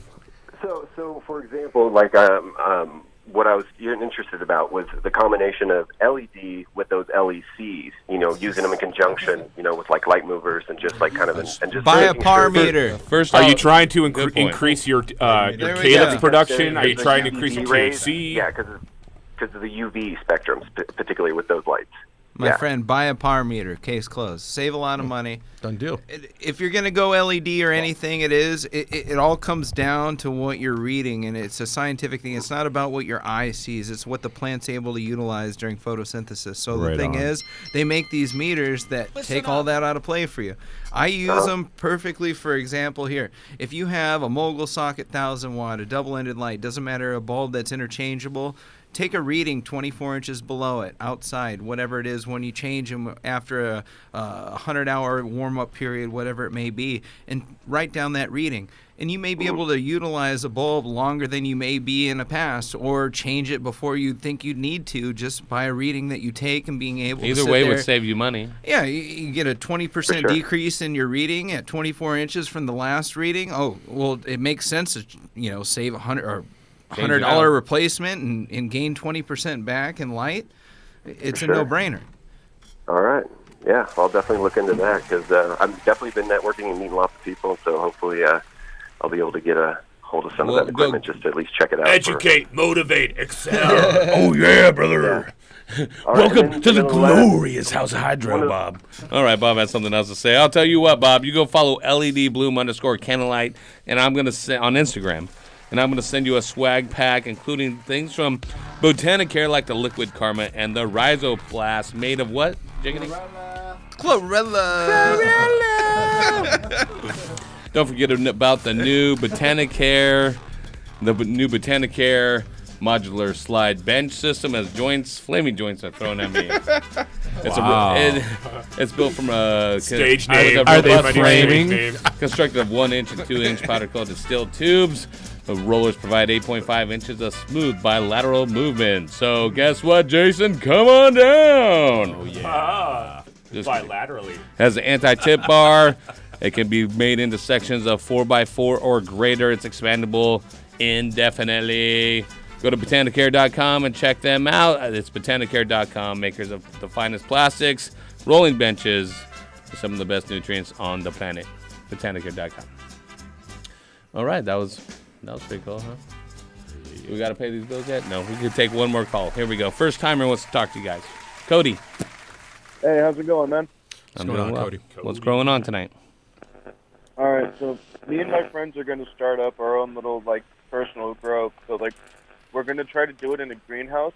What lights would work best for that? And, how exactly do you set the numbers? Yeah, well, what would you, as a lighting manufacturer, do you have a different recommendation for a greenhouse layout compared to No, with our spectrum, it's one spectrum, no matter if it's a greenhouse, supplemental light source, wherever you're growing, in a tent, doesn't matter, man. I'm going to give you something that's special. But ultimately, you're running that Take it easy, Bill Cosby. It's going to be so good. You're going to love it. You stay on that No, side. but ultimately what you're looking for is 4 to 6 hours of supplemental light source. So if you go with LED, it's the same concept as going with indoor. You're still going to have a spectrum that you're providing to that plant source. It's going to be up to you what you want within that environment. So you can go with traditional light sources, yes, but LED is available today for these types of applications. Yeah, but greenhouse this type of year, Cody, you're good to go, man. You can stick some plants out right now. They'll veg for a short time, use supplemental lighting. You can use just low output fluorescent light to keep them in the veg to grow them as big as you want. And then turn the lights off, and we're already past summer solstice. The days are getting shorter. They're going to start budding. If you really want to facilitate a dramatic change from vegetative to bloom, start pulling tarps, light deprivation. And doing a 12-hour dark period and 12-hour day period. For the next few months, you'll be fine. It's when you start coming into fall, especially in Southern California. I don't know where you're at, but here in Southern California, it's late November and December. Late November, December. Hey, Long Beach. Yeah, baby, that's where we're at. It's not snowing or anything. It's not going crazy. It's just the UV index. Come by and visit. The UV index is so low, and the nighttime temperatures are so down there. It makes it tough. So that's when you want the supplemental. But you're gonna have to do as well. You're gonna have to supplement heat, which is burning propane. Typically burning propane unless you use radiant heat. In California. Burning propane? Oh, yeah, you're going to have to use some heat. There you go. Have a fire extinguisher handy. Yeah, the nights go below 40 degrees. You gotta, Not doing fuck that. yeah. No, that's way too cold. It's not hazardous. That's during the fall. Stay with us, Jason. It's the fall and the winter when he's going to need these lights. He's not going to need it right tonight. I didn't catch where he was located. So. All right, Cody, I'm going to send you a swag pack that includes some Smart Pots, our buddies from Smart Pots, and the entire Mission Fertilizer line, dude, both for indoor and outdoor Mission Fertilizer. Go check them out. It's all organic. Thanks for calling in, Cody. No problem. Later, Cody. Stay safe, brother. 562-653-0707. Jason, Christian, I really appreciate you guys coming in, man. And, hey, man. And appreciate you. Man. Absolutely. What do you guys got coming up? Anything that you want to plug or? Oh, God. Or leave the audience with? Take a look at clone_rolls. That's me. That's my personal account. If you want anything from GreenStone Distribution, we distribute Chong's Choice all over California, whether it's northern or southern. Give it a look up to greenstone.us on Instagram. Nice. Let you know where we're at and where we will be. And we had some of that fire Chong's Choice tonight, man. I appreciate you bringing that in. Absolutely. I'm a distribution company. I got to distribute. I need free samples. Wait, not free, but I got 5 cents on it. wait, I remember that song way different. Soon. How about for you, Jason? Oh, man, I'm just trying to get up to speed at Stone Age and Gardenia, man. Just get it modern and sorted out. There's so much to do. I've been working 14-hour days, beating my ass down. It's killing me. Well, don't beat your ass down. Drink another beer, smoke another bowl. We're gonna do some of these diamonds. After that, we're coming back with more LED bloom candlelight in the house. More of your grow questions, and we got Ty from 2T Entertainment, straight out of the CPT. He's a cultivator. He's an entertainer. And he's going to energy saver right here on Heavy T's Grow Show, DFCRadio.com. You know what I mean? But to represent, you know what I mean? But to be me, you know what I mean? Procreate, have better seeds, make a better nation. I'm Superman fly in the city. Check a nigga altitude. I'm higher than the rest of you. I'm Superman fly in the city. Check a nigga altitude. I'm higher than the rest of you. I'm Superman fly in the city. Caviar got me scorched. Why you niggas smoking Newport shorts? And you wonder why your bankroll short. Probably cause your ass never left the porch. I be grinding and making moves, you know the business. Pound the block, pushing work till it's finished. Serial killers need no fucking eyewitness. Extra clip, shit, I'm on my blade. Respect you, respect me. I've been hustling my whole life. You know there's no nigga out here like this. Seen the light. I see you niggas stopping at the stop sign. I'm California stopping cause the world is mine. Some claim defeat, the angels speak. They woke the king will sleep. The triple beam the way to me. I'm Superman fly in the city. Check a nigga altitude. I'm higher than the rest of you. I'm Superman fly in the city. Check a nigga altitude. I'm higher than the rest of you. I'm Superman fly in the city. Tapes confused with wearing capes, you fools. Still breaking the rules, roll moving, you lose. Handyman with the tool, I had to rock his body. I came to body like Lottie Dottie, and I don't wanna hurt nobody. I'ma break it down with the get down. Watch it go down, hold it down with the 4 pound. Now you know now, it's about to go down. Respect you, respect me. I've been hustling my whole life. You know there's no nigga out here like me. I see you niggas stopping at the stop sign. I'm California stopping cause the world is mine. Some claim defeat, the angels speak. They woke the king will sleep. The triple beam the way to me. My weaknesses and my strengths. But everybody know my strengths definitely outweigh my weaknesses. As long as that, I'm a human being. Like everybody else. And if I meet somebody perfect, then they can train me. And they can help me be perfect. But there ain't nobody out there perfect. So we'll all just get along with it. They say Machiavelli's resurrected, I can feel his presence. But the coldest thing, Machiavelli never left us. Who the fuck he think he is? Talking about Machiavelli never left us. Who the fuck is it? I'm an outlaw thug, like hustling to the death of me. Brutalist, Helly, and I'm mom lost, baby. Worth to get money, knowledge, and I fucking lead. Think I seen that ghost if you stood right in front of me. Tupac eternally, Rogers on his own shit. Think like new money, and you can pass it, show me. Worldwide masterpiece, hustle on this fucking street. On that dead fed crime, so they still trapping me. $1 million smile, girls say I'm sexy. Bachelor in arts, got it in psychology. Player, you ain't fly as me, still can't see me. Stand on oxygen when you can't even do the breathing. Check a nigga altitude. I'm higher than the rest of you. I'm Superman fly in the city.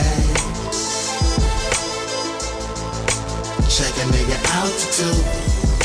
I'm higher than the rest of you. I'm Superman fly in the city.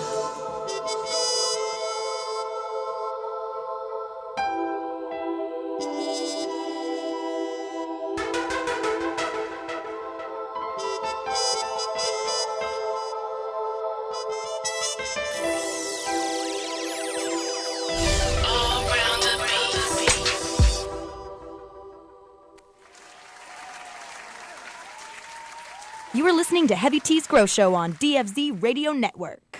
From Manila to Mendo, Santiago to San Diego, the war rages on.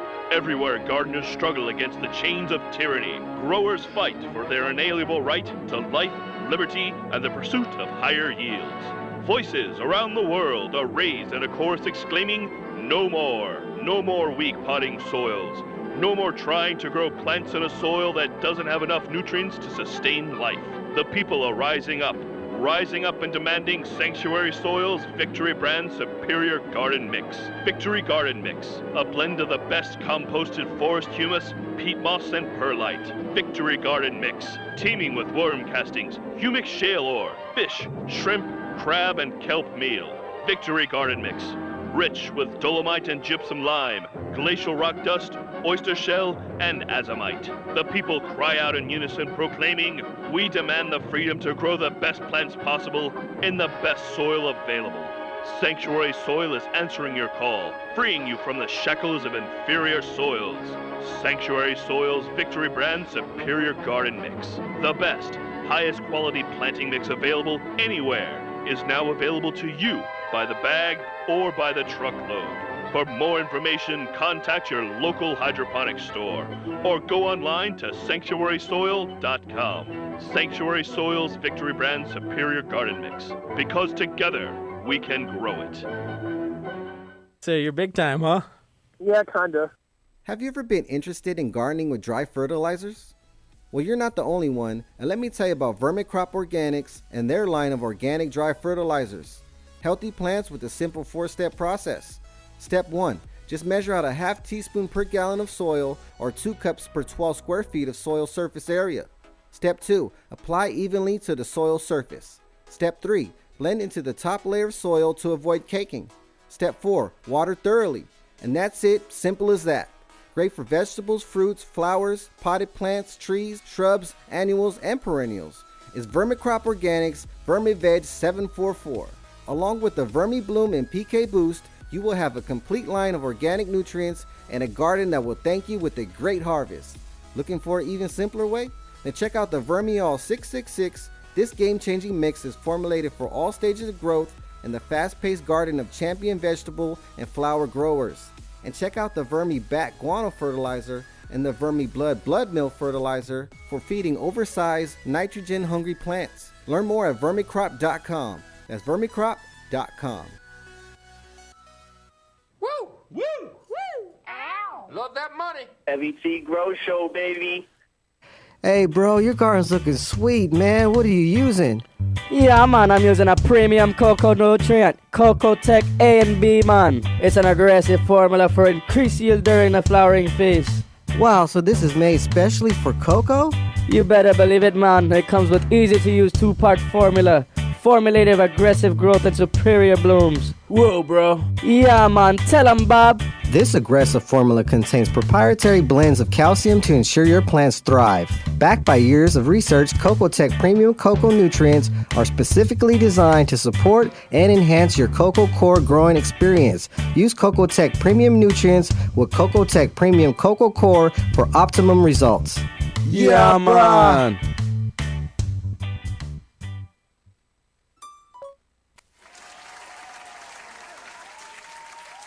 Dr. Duffman here. Wanted to talk to you about what I wish I had in my garden. And that, my friends, is a Nanolux double-ended fixture, which is leading the industry as I speak in double-ended technology. I will no longer need 10 150-watt lights to cover my 5x5 area. With just one double-ended fixture from Nanolux, I can cover that area.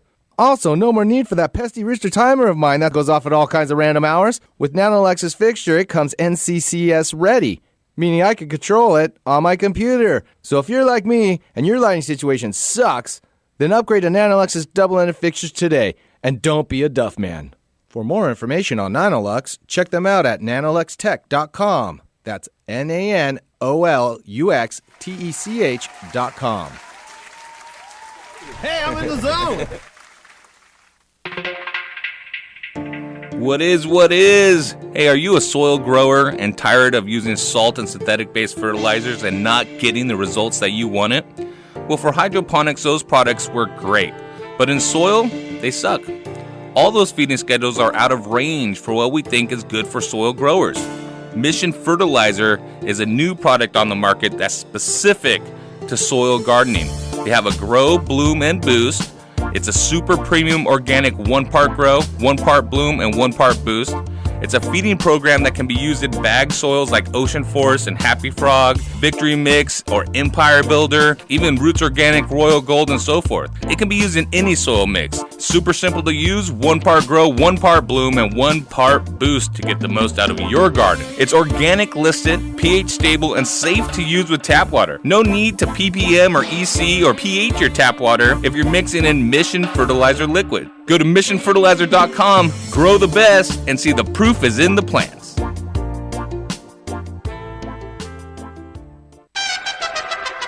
I tell you, this is the life. Ever since we started working here at Sanctuary Soil, I couldn't be happier.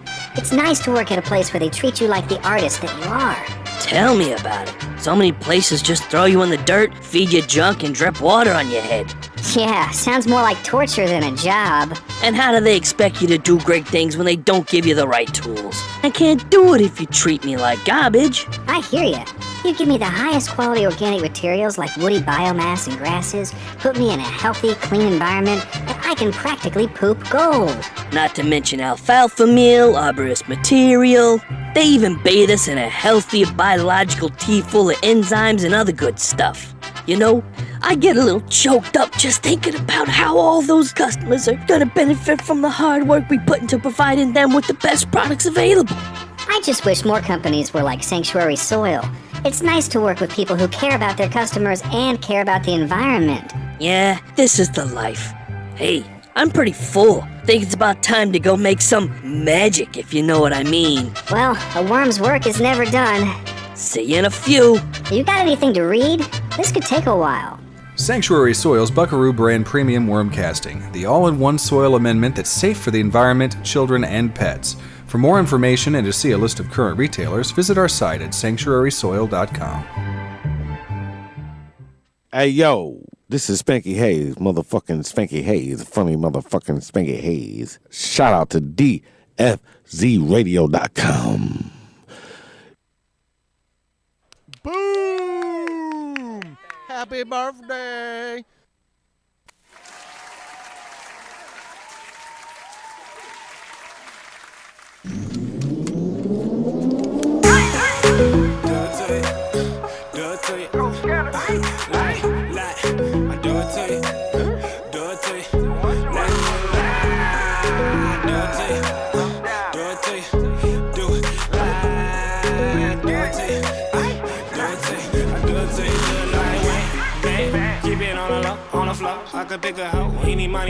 Duff over there. Oh, Dr. Duff is in the house. Dr. Duff is making his way off of the roof and into the studio. Dr. Duff, here, don't knock any of your debris over on Ty. Ty, I hope you're not going into any cultivation facilities because you now have spider mites sitting next to Dr. Duffaluffagus. All right, Dr. Duff. Where you been, dog? Battling powder mildew. It's got me locked up. And your 3 lighter? Right, 3.5 lights. Okay, I don't know how you make a half light. 150 watts. Well, you know what? We can talk about a little bit. 562-653-0707. Calling with your grow questions or your energy need questions, because our next guest is Ty. Ty is from 2T Entertainment, but he's also a cannabis advocate. He works on the energy side of commercial cultivation. Welcome, Ty, man. Thanks for coming through. Thanks for having me, brother. We were talking a little bit earlier about LED lighting, and the guys were talking about how they save some money but didn't sacrifice a lot of yield on using LEDs. And that's the grow side. That's what we want to hear. But to a lot of growers, if it don't make dollars, it don't make sense on the ass end. That's right. What can you talk about how LEDs will save energy, and is it realized on your pocketbook? Yes, LEDs happen to be one of the most beneficial ways of cutting costs in your grow facility, outside of combining that with your HVAC technology. So the way we look at it, our approach is to take that and say, look, what your energy spend is right now, we'll do an energy study, calculate everything that you're using, and then come back with a solution that will help you to save not only short-term but long-term benefits to your grow facility. Well, where exactly is the savings? Is it that I'm now running less kilowatts an hour because I'm using lower wattage and getting a higher utility per watt, so to speak, on my light? Or is it in government rebates? Or a combination? It's a combination of both. So our first priority is go in there and say, hey, you're using this much per kW watt to do the same thing, but we can cut costs when we put in LED lighting that will net you a more profitable business. So our goal is to do that, and with the rebates and incentives that are being promoted through all of the government programs and the utility. Like Title 24? Title 24. But our goal is to make sure that we combine both of those together and make sure that we maximize the benefits that you can see in your wallet. Do cannabis cultivators have to worry about being rejected from some of these rebates because they're government sponsored? Initially, that was one of the issues that we ran into all the time. But now that we're advocating, because we know this is a true business that is a legal business. A legal business, by the way. Thanks, all of you out there who advocated for it. We now can go in and say, look, this is viable, it's measurable, and we need to find ways to make sure that we take care of them to do their part in the same way that every other business that exists in the United States can benefit from. You've been doing this for 10 plus years. You've been an energy consulting and engineer solutions for the end user.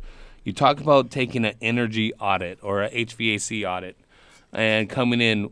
If you're going to do an audit on someone's facility, what do you look at? You go to the panel and be like, yeah, you're using this much or that much, or do you go through the entire system? We go through the entire system. It's a bundled usage that we assess. So I look at your lighting, I look at your heating, I look at your water, I look at your gas, I look at everything that you use in the utility usage measurement, and then I calculate how we can take that from where it is right now as a benchmark based on the size of your facility and maximize what we can install that would change your usage and reduce your footprint in what we call the carbon footprint and emissions into the environment.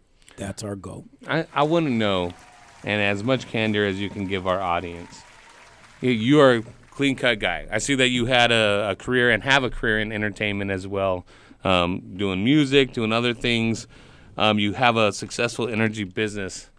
How did you're not a cultivator per se? No. But how did you step into this realm of cannabis cultivation? Well, first of all, I mean, were you just the cool guy that someone called and you came and fixed their AC when the shit hit the fan?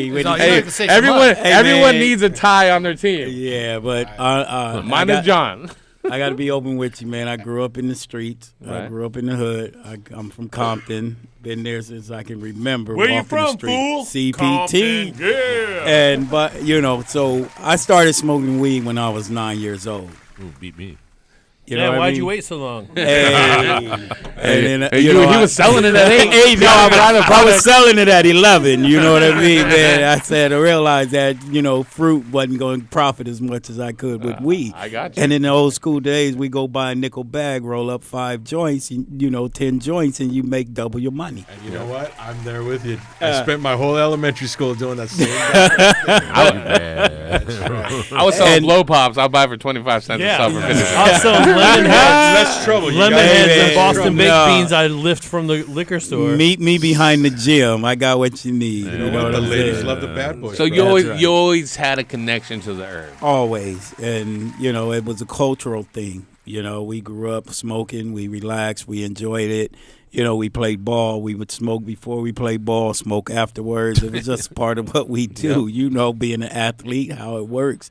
It's part of our thing, and that's why CBD right now is becoming one of the issues that we were trying to get for sports, because I noticed a lot of my guys, and I played a lot of football in my life, and the injuries and the impact of that, not wanting to take opioids to cure the pain. Right. Marijuana was always one of the things that had been there for me. And, with But drug it had to be on testing. the DL. Yeah, you had to be on the DL. You had to talk to your trainer or your coach and let them know ahead of time, hey, man, this is what I do. And a lot of times they took care of you. But, with all the bureaucracy, we had to get through that. And now I think we're getting closer to understanding that the natural herb and the growing and what's involved in that process is actually more beneficial to a body than it is to have synthetic or generic drugs in your body. And I see other, professional athletes, like you said, you're a collegiate athlete. You played at a Division I prominent school. I'm not going to say if you don't want to say exactly you where can go ahead and let them know. You said UNLV, right? Yeah. You played at UNLV, and what was it, strong safety? Yes. Strong safety. So you are the wild man out there flinging your body on every play, basically the suicide. You're on a suicide mission every play. All the time. And I had massive headaches, afterwards. My career, when it came to an end, it ended because of injury. And the thing that I would go to the doctor and discuss was, hey, I got these problems, I got these issues. How can we help each other to, get to a resolution?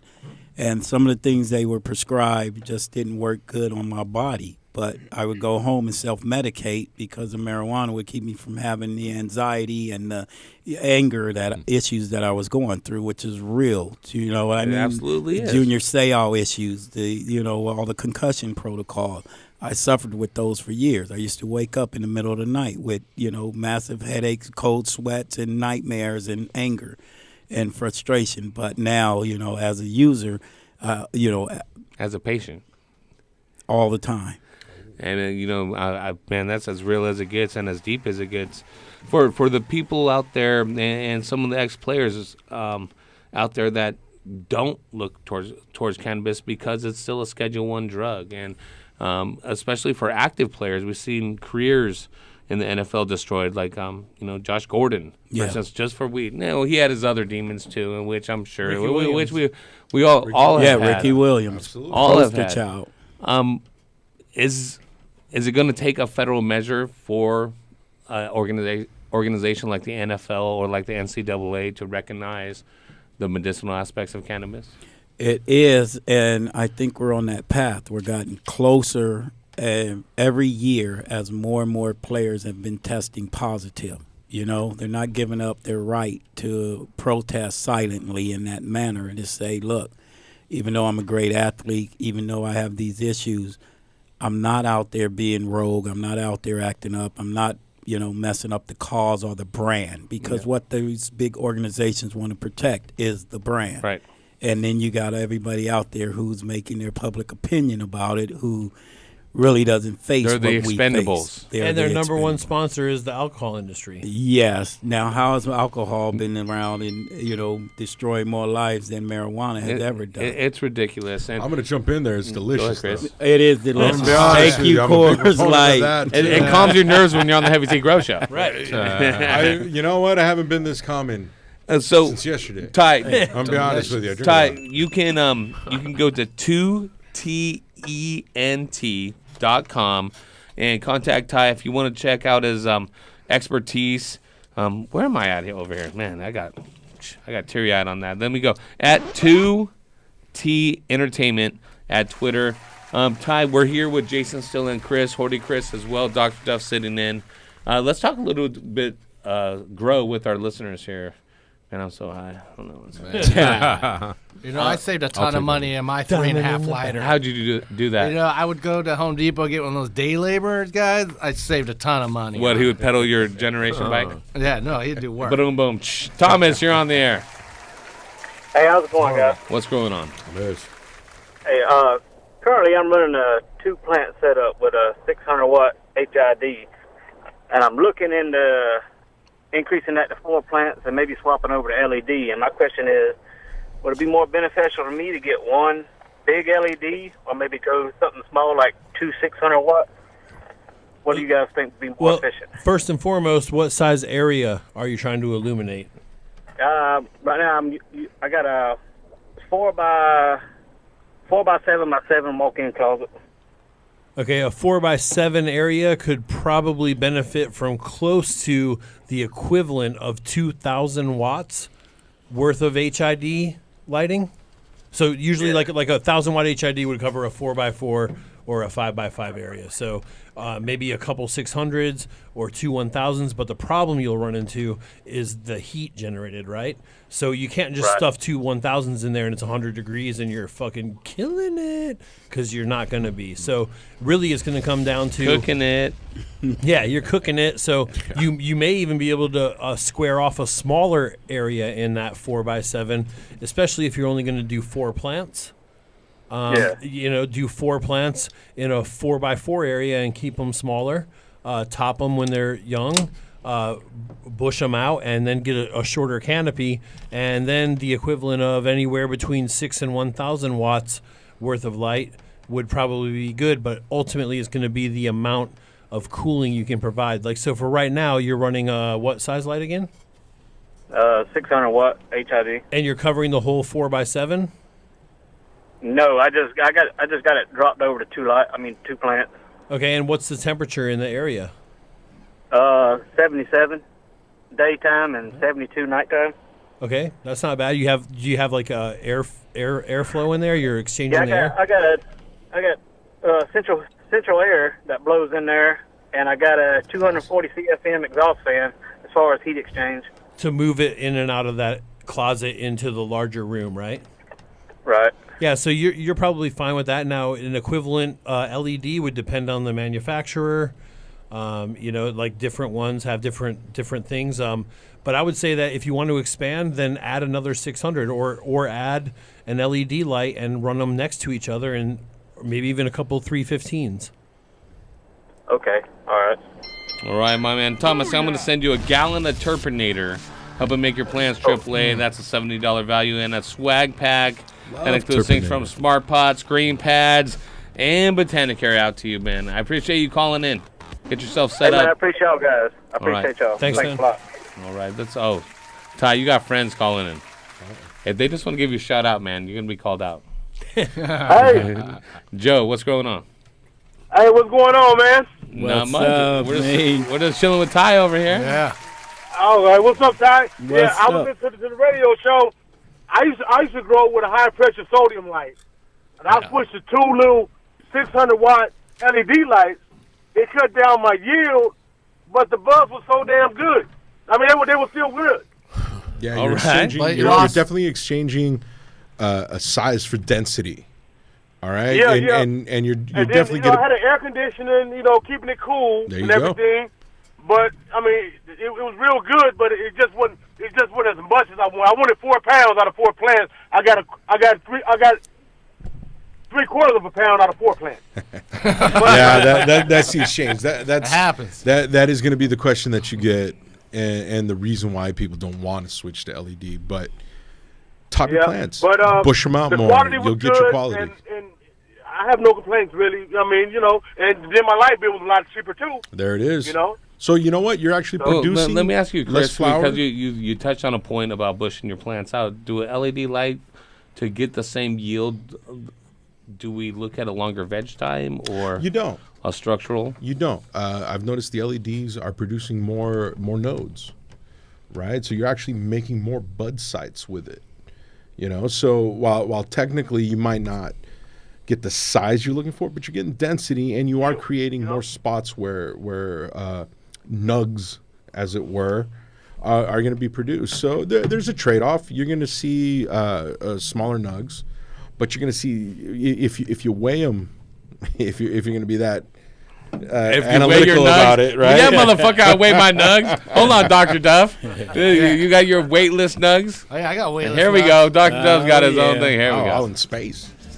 Hey. Just to let him know, Joe is he's one of my buddies. We're not gonna bust Joe's balls. He grew up with me in the CPT. He'll tell you, man. We started smoking weed together at 9 years old, and we've been doing it ever since. And he's calling from Little Rock, Arkansas, man. After practice, we did it. We did it. That's what's good.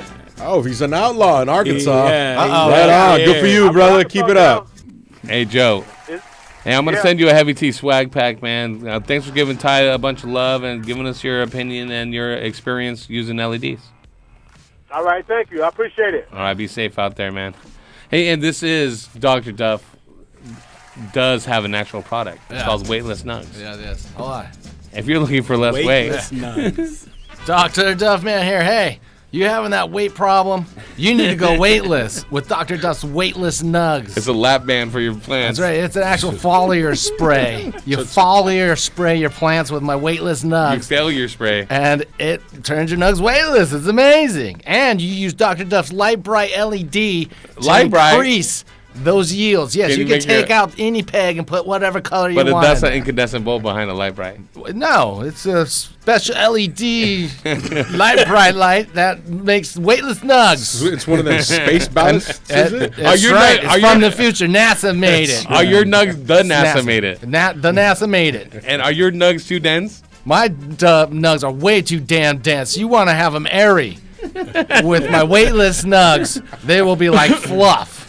All right? You'll barely have anything. It'll That's be right. awesome. You want to grow cotton balls. It'll be the fire. And do you use Dr. Dove's kangaroo poo for that? That's what you fertilize with, kangaroo poo. I went all the way to Australia, got the freaking Rogus kangaroo fucking pod out there, and collected the poo. Rogus? The Rogus. Did you have to fight the alpha male? You know what I did? I boxed that thing up, dude. Left, right. I was bobbing and weaving. That thing was stupid. And then you smoked a joint after. But they should also use the Mendo I Air, did right? smoke a lot of weed. What about out there. Mendo Air from Australia Mendo all the way Air. to Mendo? I went all the way to and then I traveled all the way to Mendo, the finest county in the world, Mendo, where I collect its air with turkey bags and sell to everybody on the market.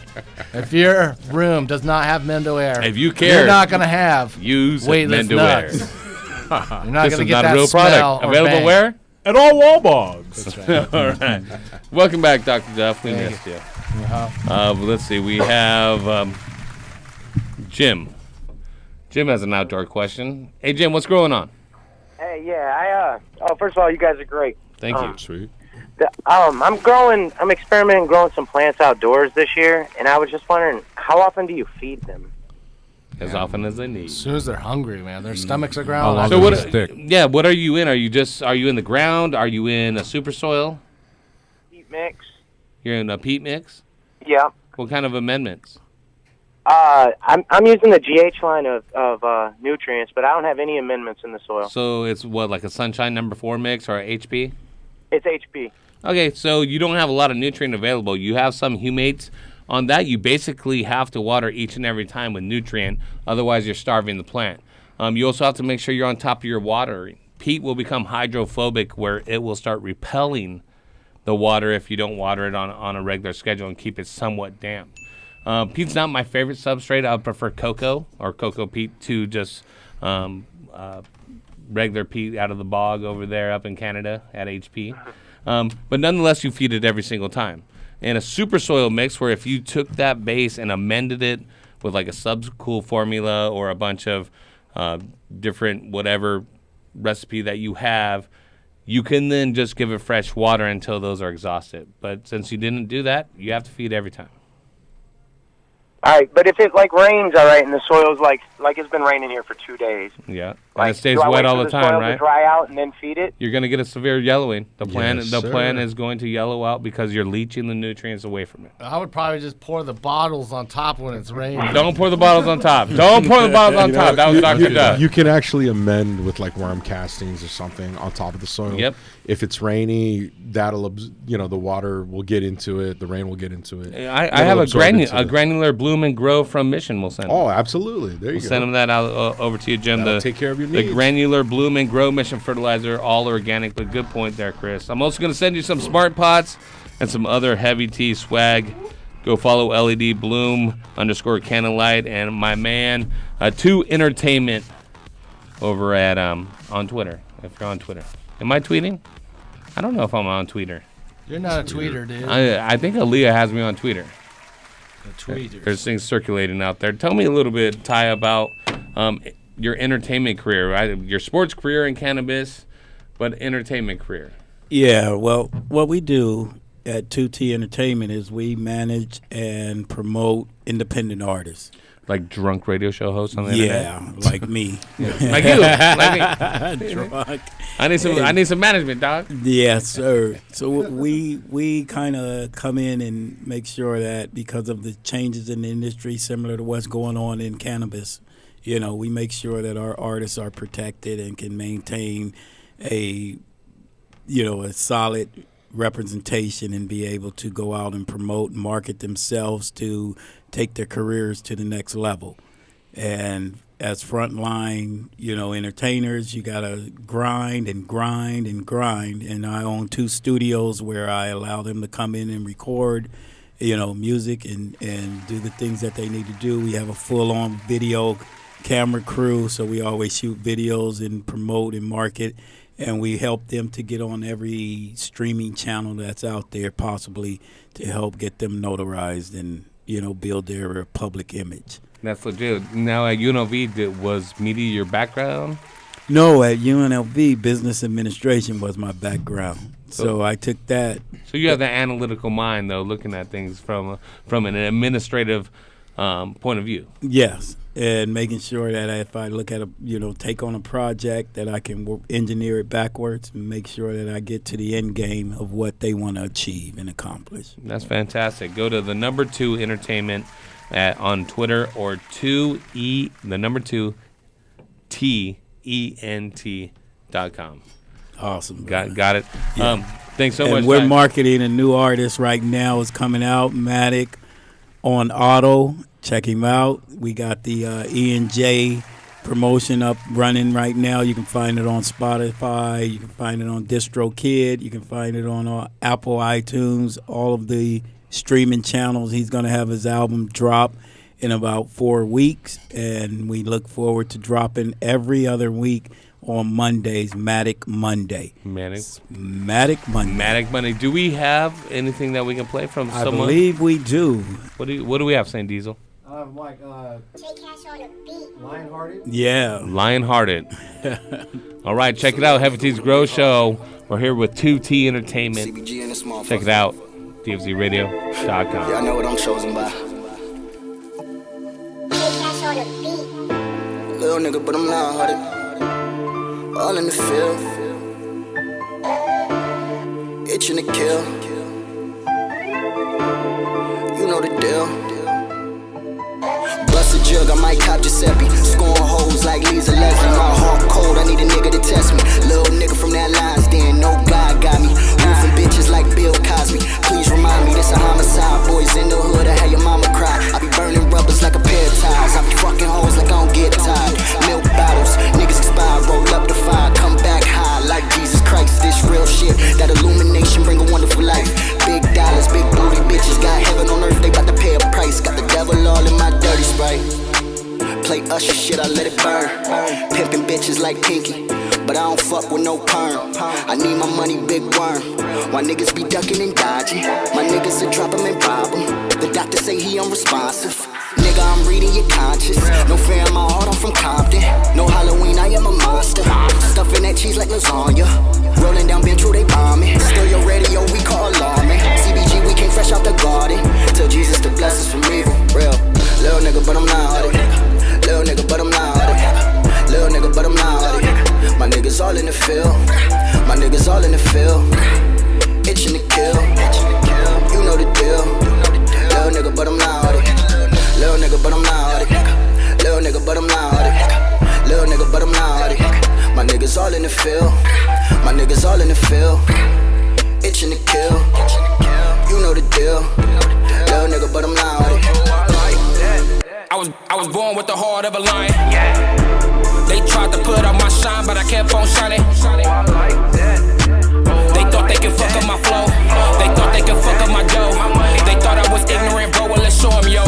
Foreign choppers buried in the ground. Laser squad and go tear down the town. My heart heavy, skid with every pound. Thrown in the belly of the fucking beast. Survival tactics when it's time to eat. At 16, I started toting heat. At 18, man, I caught a beef. You can't take a strike or a felony. So you gon' let me out what you telling me. Ain't no OR, mama not bailing me. But she did keep that bread on the ceiling beat. Shout out Kayla and Kenyon for staying deep. And my sister Alicia who helped me see all the bullshit and nonsense I couldn't read.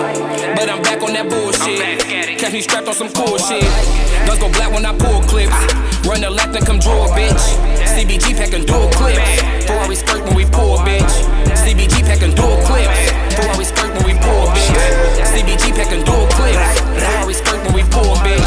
Little nigga, but I'm lion-hearted. Build a dynasty just like Sean Carter. I grind smarter, that's what my mom taught me. Pulling out that Nina when the time's harder. Know I drop bombs like Pearl Harbor. Nigga been fly floating on the fucking charter. Top of the charts, yeah, I was writing my rhymes and chalk. Killing these dusty ass niggas. Half of the time we was cutting class, nigga. Trying to stuff money in a duffel bag, nigga. Got dummy cash. Pop bands on the stripper's ass. Live fast, pray to God I don't crash. Chosen by God, got niggas that blasphemy. All in your hood because of catastrophe. All black bands, might get the Aston. Do the dash, foreign whip crasher. I ain't bigger, head trigger for you little niggas. Don't play with my time on my digits and my prime. Let's get it. Started this shit, about real as it gets, and I'm still in the mix. Real diamonds on my wrist. No, you see the shit shining, my nigga. Good things always take time in, my nigga. Yeah, your bitch going like this, you dig? I might pimp the bitch. Little nigga, but I'm not hearted. Little nigga, but I'm not hearted. Little nigga, but I'm not hearted. My niggas all in the field. My niggas all in the field. Itching to kill. You know the deal. Little nigga, but I'm not hearted. Little nigga, but I'm not hearted. Little nigga, but I'm not hearted. Little nigga, but I'm not hearted. My niggas all in the field. My niggas all in the field. Itching to kill. You know the deal. Little nigga, but I'm not hearted.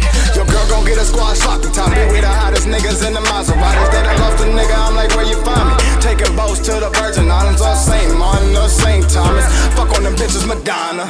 Middle finger to your honor. Oh, money like your grandpa. But load up that chopper. We ain't fucking with no doctors. Hating on us, fuck a damn opera. Spit at your bitch like a llama. Blow out a pipe like an opera. Praise like the Dalai Lama. I rack bombs like Osama. My bitch is a boss, Michelle Obama. Like Kobe, attack and conquer. Shot of the nigga, we dodged them. Couple of niggas, we off them. Fucked around, a nigga ran it up. Tickets glass, bitch, I'm tryna bust. Till I whip up in that Audi truck. Q5 when I'm pulling up. Big butt, mean big nuts. Talking noise, shut the fuck up. LG, rolled them backs up. Little nigga, but I'm not Audi. Little nigga, but I'm not Audi. Little nigga, but I'm not Audi. My niggas all in the field. My niggas all in the field. Itching to kill. You know the deal. Little nigga, but I'm not Audi. Little nigga, but I'm not Audi. Little nigga, but I'm not Audi. Little nigga, but I'm not Audi. My niggas all in the field. My niggas all in the field. Itching to kill. You know the deal. Little nigga, but I'm not Audi. Oh, I like that.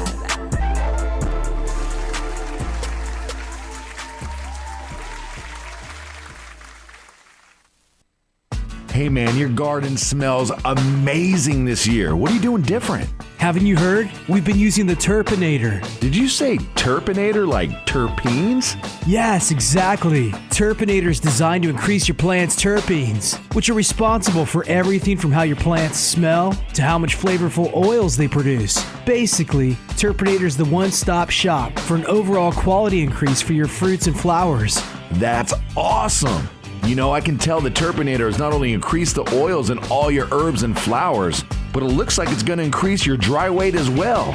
And dude, don't even get me started on those crystals. They look like mini icebergs. Well, you better hurry up and get on board. It's flowering season right now. And since Turpinator is made right here in Sonoma County, you can literally find it in any hydro store in town. Boost your plant's oils and bring out flavors that will drive your friends wild. Turpinator. Sticky is an understatement.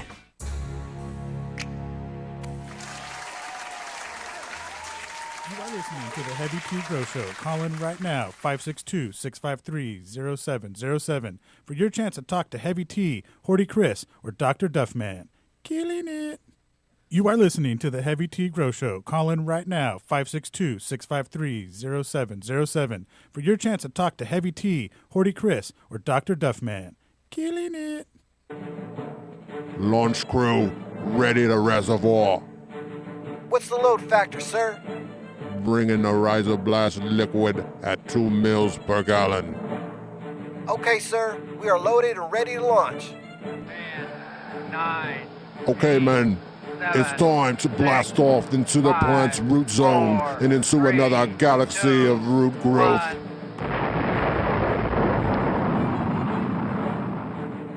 Rhizoblast is a proprietary blend of seaweed and the single-celled algae chlorella. Chlorella's abundance of amino acids and minerals contribute to its value in hydroponics.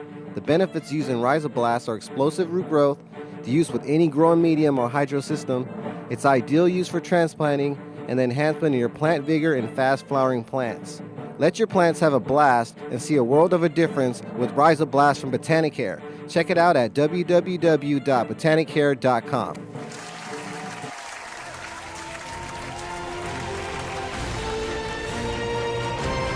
DFCRadio.com.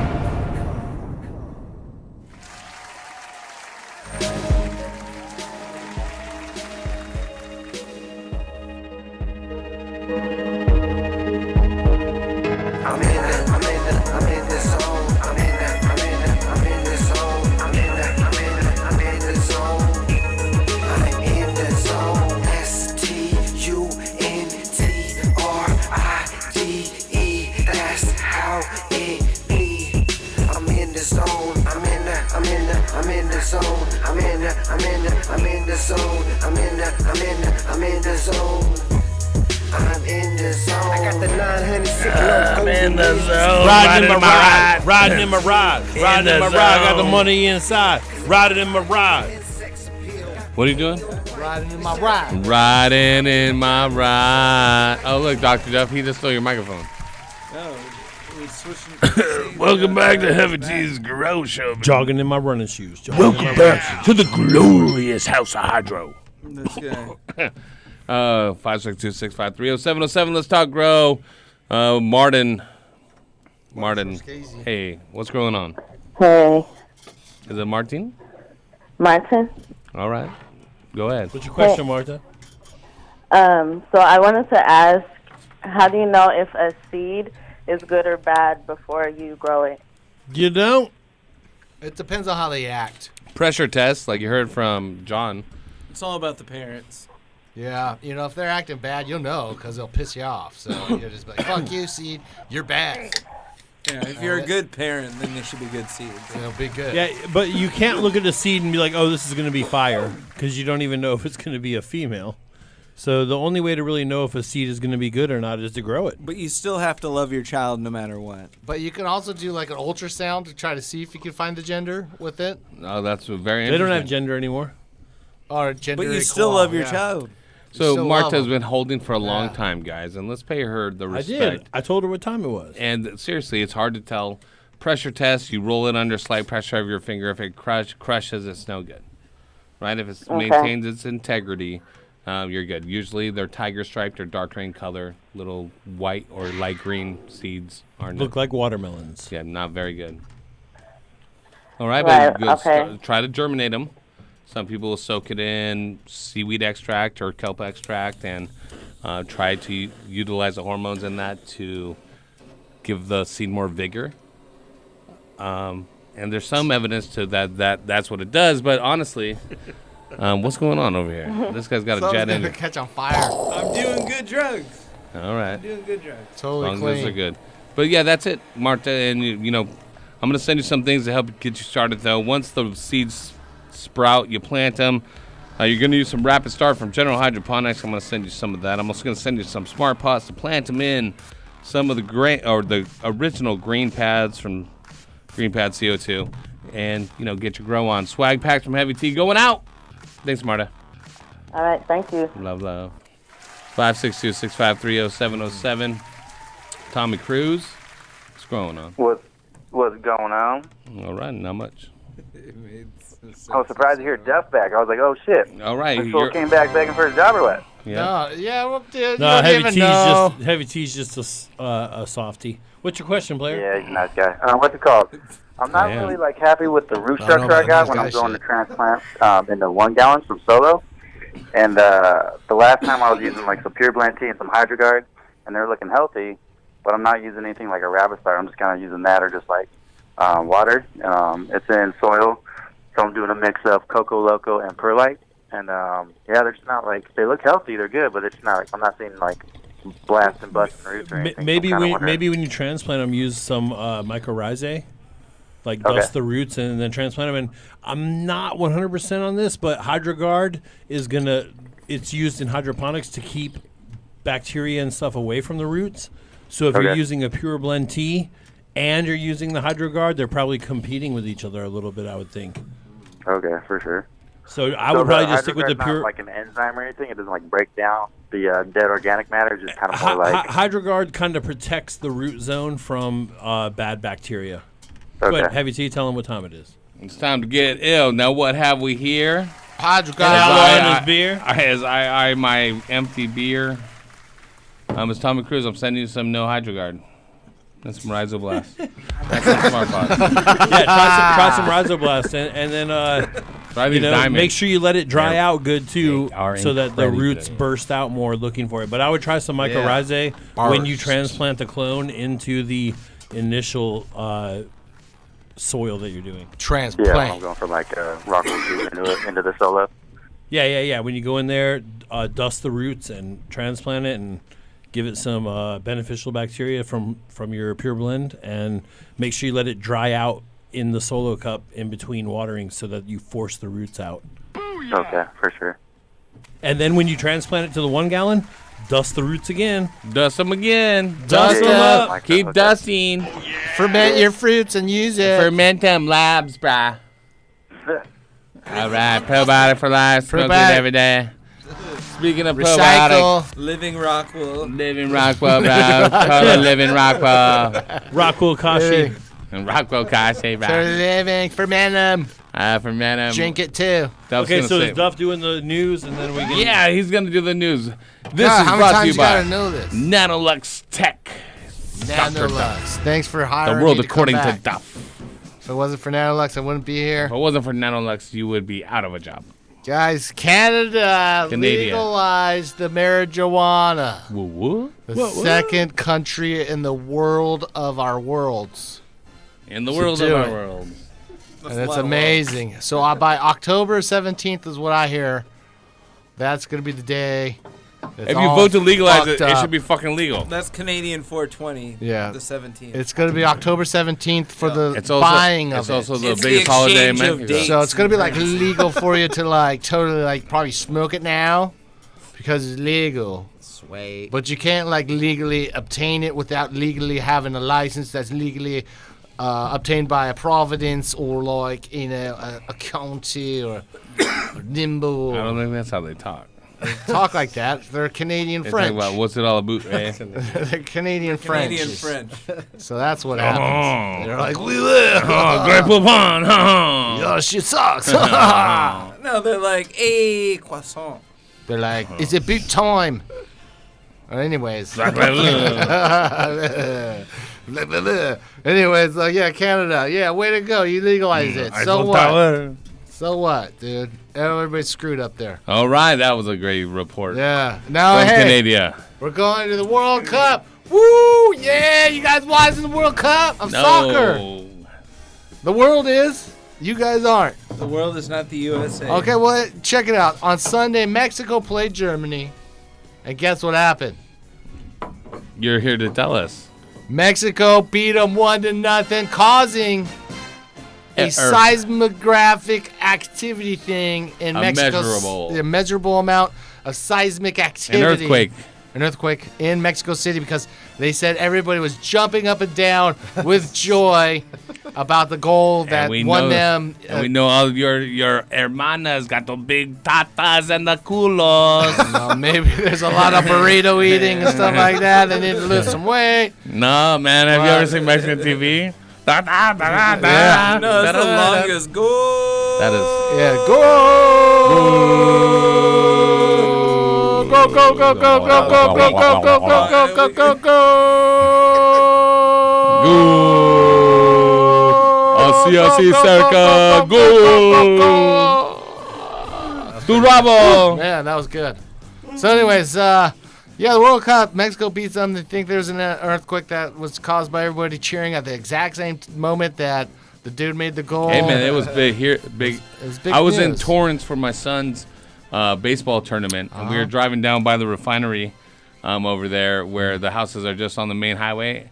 True. And it was 8 in the morning, and they were straight up because the game was Fiesta early because it's time, over yeah. in Russia. Yeah, fiesta time. They had everything going. They had the pig being roasted and shit. It was bomb. I saw some dude I driving pulled around over. Carson. Got a torta. On Carson Street, the dude had his Mexican flag hanging off the back of his Jeep.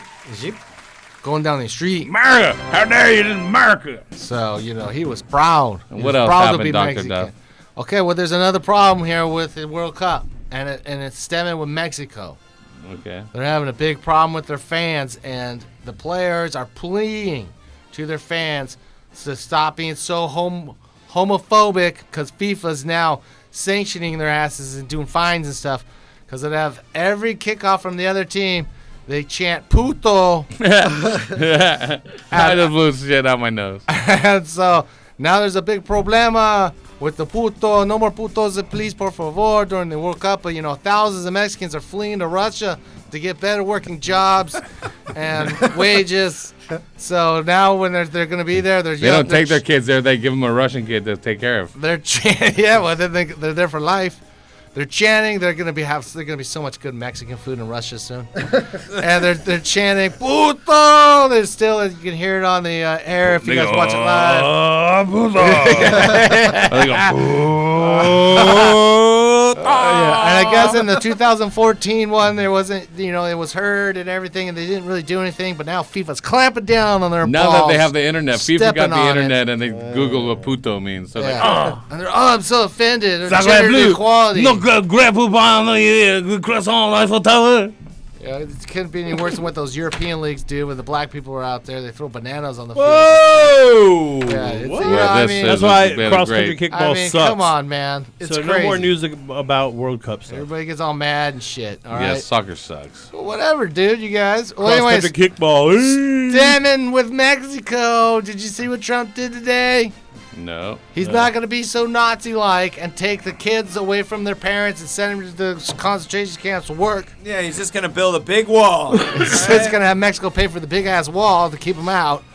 But now they're not going to separate the families. It's all going to be chill. Okay? I don't know how chill is. But, you know, it's all fucked up. Yeah. But at least they stopped taking the kids away, which is fucked up, you know. That's the news. Dr. That's Duff, good job. the news. Thank you, guys. What else you got? That's it. You want another story? What's that thing to drink in front of you, that big bottle? That's the He's going to booth test this whole bottle. This is All right. Well, Dr. Duff, in honor of Duff being back in studio and giving us his news, we are going to do the grand prize. Now, the grand prize consists of a truncheon meter from Blue Lab. That's a $135 value. A full line of Mission Fertilizer. That's a $80 value. Some original the Granddaddy pads from Green Pads. GDP. Nanolux double-ended 1,000-watt light bulb from MaxPar. Some smart pots, and a gallon of Turpinator. So that's a pretty big deal. So what is the grand prize question, Horty Chris?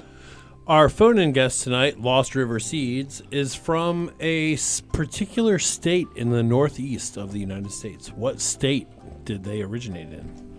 562-653-0707. Which state did Lost River Seeds John talk about coming from all the way out to Colorado? All right, 562-653-0707. Let's give away this grand prize. It's Heavy T's Grow Show. Getting saucy with it. With Dr. Duff in the house. DFCRadio.com. You dig? Custom built, yeah, right down the highway. I'm in my zone, get out of my way. I'm in the zone. I'm in the zone. I'm in the zone. I'm in the zone.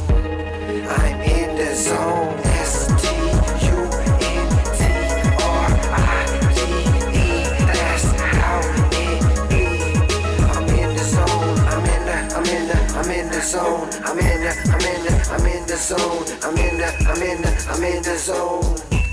I'm in the zone. Cannabis portion of this show is designed as entertainment only for legal medicinal cannabis patients over 21 years of age and is not meant to encourage any other activity or use. Yeah, Dick. Have you ever been interested in gardening with dry fertilizers? Well, you're not the only one, and let me tell you about Vermicrop Organics and their line of organic dry fertilizers. Healthy plants with a simple 4-step process. Step 1. Just measure out a half teaspoon per gallon of soil or 2 cups per 12 square feet of soil surface area. Step 2. Apply evenly to the soil surface. Step 3. Blend into the top layer of soil to avoid caking. Step 4. Water thoroughly. And that's it, simple as that. Great for vegetables, fruits, flowers, potted plants, trees, shrubs, annuals, and perennials. It's Vermicrop Organics VermiVeg 744. Along with the Vermi Bloom and PK Boost, you will have a complete line of organic nutrients and a garden that will thank you with a great harvest. Looking for an even simpler way? Then check out the Vermiol 666. This game-changing mix is formulated for all stages of growth in the fast-paced garden of champion vegetable and flower growers. And check out the Vermi Bat Guano Fertilizer and the Vermi Blood Meal Fertilizer for feeding oversized, nitrogen-hungry plants. Learn more at vermicrop.com. That's vermicrop.com. Sorry, Horty. Game over. I tell you, this is the life. Ever since we started working here at Sanctuary Soil, I couldn't be happier. It's nice to work at a place where they treat you like the artist that you are. Tell me about it. So many places just throw you in the dirt, feed you junk, and drip water on your head. Yeah, sounds more like torture than a job. And how do they expect you to do great things when they don't give you the right tools? I can't do it if you treat me like garbage. I hear ya. You give me the highest quality organic materials like woody biomass and grasses, put me in a healthy, clean environment, and I can practically poop gold. Not to mention alfalfa meal, arborist material. They even bathe us in a healthy biological tea full of enzymes and other good stuff. You know, I get a little choked up just thinking about how all those customers are gonna benefit from the hard work we put into providing them with the best products available. I just wish more companies were like Sanctuary Soil. It's nice to work with people who care about their customers and care about the environment. Yeah, this is the life. Hey, I'm pretty full. Think it's about time to go make some magic, if you know what I mean. Well, a worm's work is never done. See you in a few. You got anything to read? This could take a while. Sanctuary Soil's Buckaroo brand premium worm casting, the all-in-one soil amendment that's safe for the environment, children, and pets. For more information and to see a list of current retailers, visit our site at sanctuarysoil.com. The next level of growth is here. The growing revolution is here. DFCRadio.com. DFCRadio.com. With measuring pH is a fundamental part of ensuring a successful crop. Of course, having the right nutrient mix is important, but without a slightly acidic pH level, plants won't receive optimal benefits from the nutrients supplied. Blue Lab has a range of pH measurement tools available to help both the commercial and small-scale growers. These include the Blue Lab Guardian Monitor, the Blue Lab Combo Meter, the Blue Lab pH Meter, the Blue Lab pH Pen, and the Blue Lab Soil pH Meter. For more information, visit us online at getbluelab.com.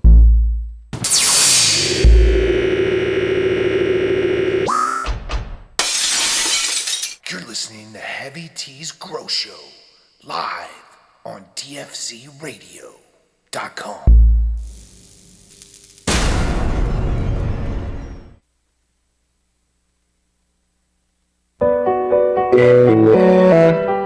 Dr. Media. You're listening to DFCRadio.com.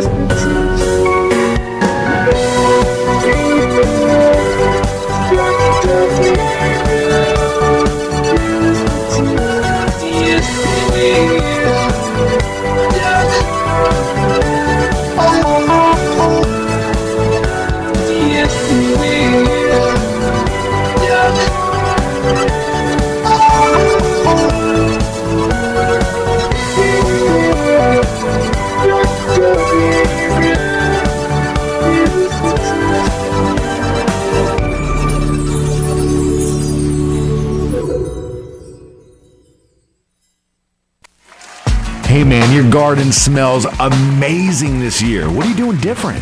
Haven't you heard? We've been using the Turpinator. Did you say Turpinator like terpenes? Yes, exactly. Turpinator is designed to increase your plant's terpenes, which are responsible for everything from how your plants smell to how much flavorful oils they produce. Basically, Turpinator is the one-stop shop for an overall quality increase for your fruits and flowers. That's awesome. You know, I can tell the Turpinator has not only increased the oils in all your herbs and flowers, but it looks like it's going to increase your dry weight as well. And dude, don't even get me started on those crystals. They look like mini icebergs. Well, you better hurry up and get on board. It's flowering season right now. And since Turpinator is made right here in Sonoma County, you can literally find it in any hydro store in town. Boost your plant's oils and bring out flavors that will drive your friends wild. Turpinator. Sticky is an understatement. Hey, what's up? Shout out to my man, DJ Saint, my brother. Okay, got your ballast check, reflectors check, fans check, just about ready to get growing. The last thing you need is your bulbs. Let me get like 12 of, whatever's the cheapest you got. Bro, really? You're using the best soils, best nutrients, best equipment, and you're going to use an Econo brand lamp? If you really want the best of the best, you need to go with the Ushio Hilux Grow Lamp. Ushio Hilux Grow Lamps have the highest quality and consistency in their construction, and they're engineered to give your plants the light spectrum they need for the best growth and biggest harvest. Plus, Ushio is the only company that offers 2100 micromole light output without needing to overdrive your lamps and ballast. That means more light for your plants and longer light for your lamps. Wow, I had no idea. Okay, sold. Give me the Ushio Ushio Highlights Grow Lamps. Professional growers know not every lamp will give plants what they need to optimize their growth and yields and maximize profits. That's why the pros choose Ushio Highlights Grow Lamps. Offered in a full range of high-pressure sodium, metal halide, and ceramic metal halide options, Ushio Highlights Grow Lamps ensure that your plants are covered from seed to harvest no matter what lighting system you're using. For over 50 years, Ushio has been a trusted name and a leader in specialty lighting, and they stand by that name with a no questions asked 1-year warranty. So whether you run 5 lights or 500, you can be confident that you're buying the best horticulture lamps on the market. As for Ushio Highlights Grow Lamps, and make sure to check them out online at www.ushio.com. You are listening to Heavy T's Grow Show on DFZ Radio Network. Not getting good results from those compost CO2 makers? Dude, your mushroom bag just ate 3 of my plants.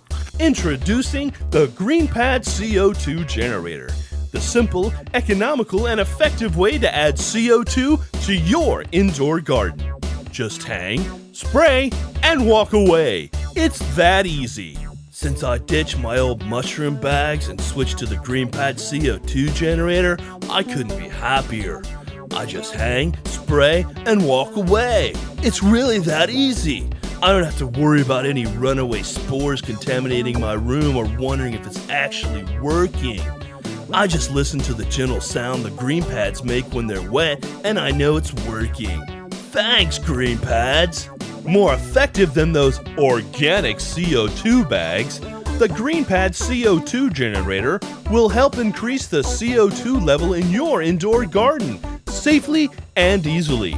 Just find a spot high in your garden, hang the pad with the specially designed hangers, spray the GreenPad with water, and that's it. Just hang, spray, and walk away. Adding CO2 to your indoor garden has never been easier. The GreenPad CO2 generator, available at finer hydroponic shops or online at thegreenpadstore.com. That's thegreenpadstore.com.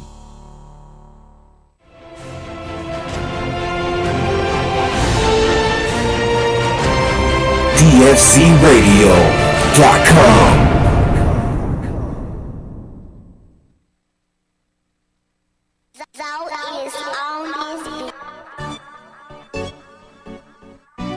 All the dab on me, man.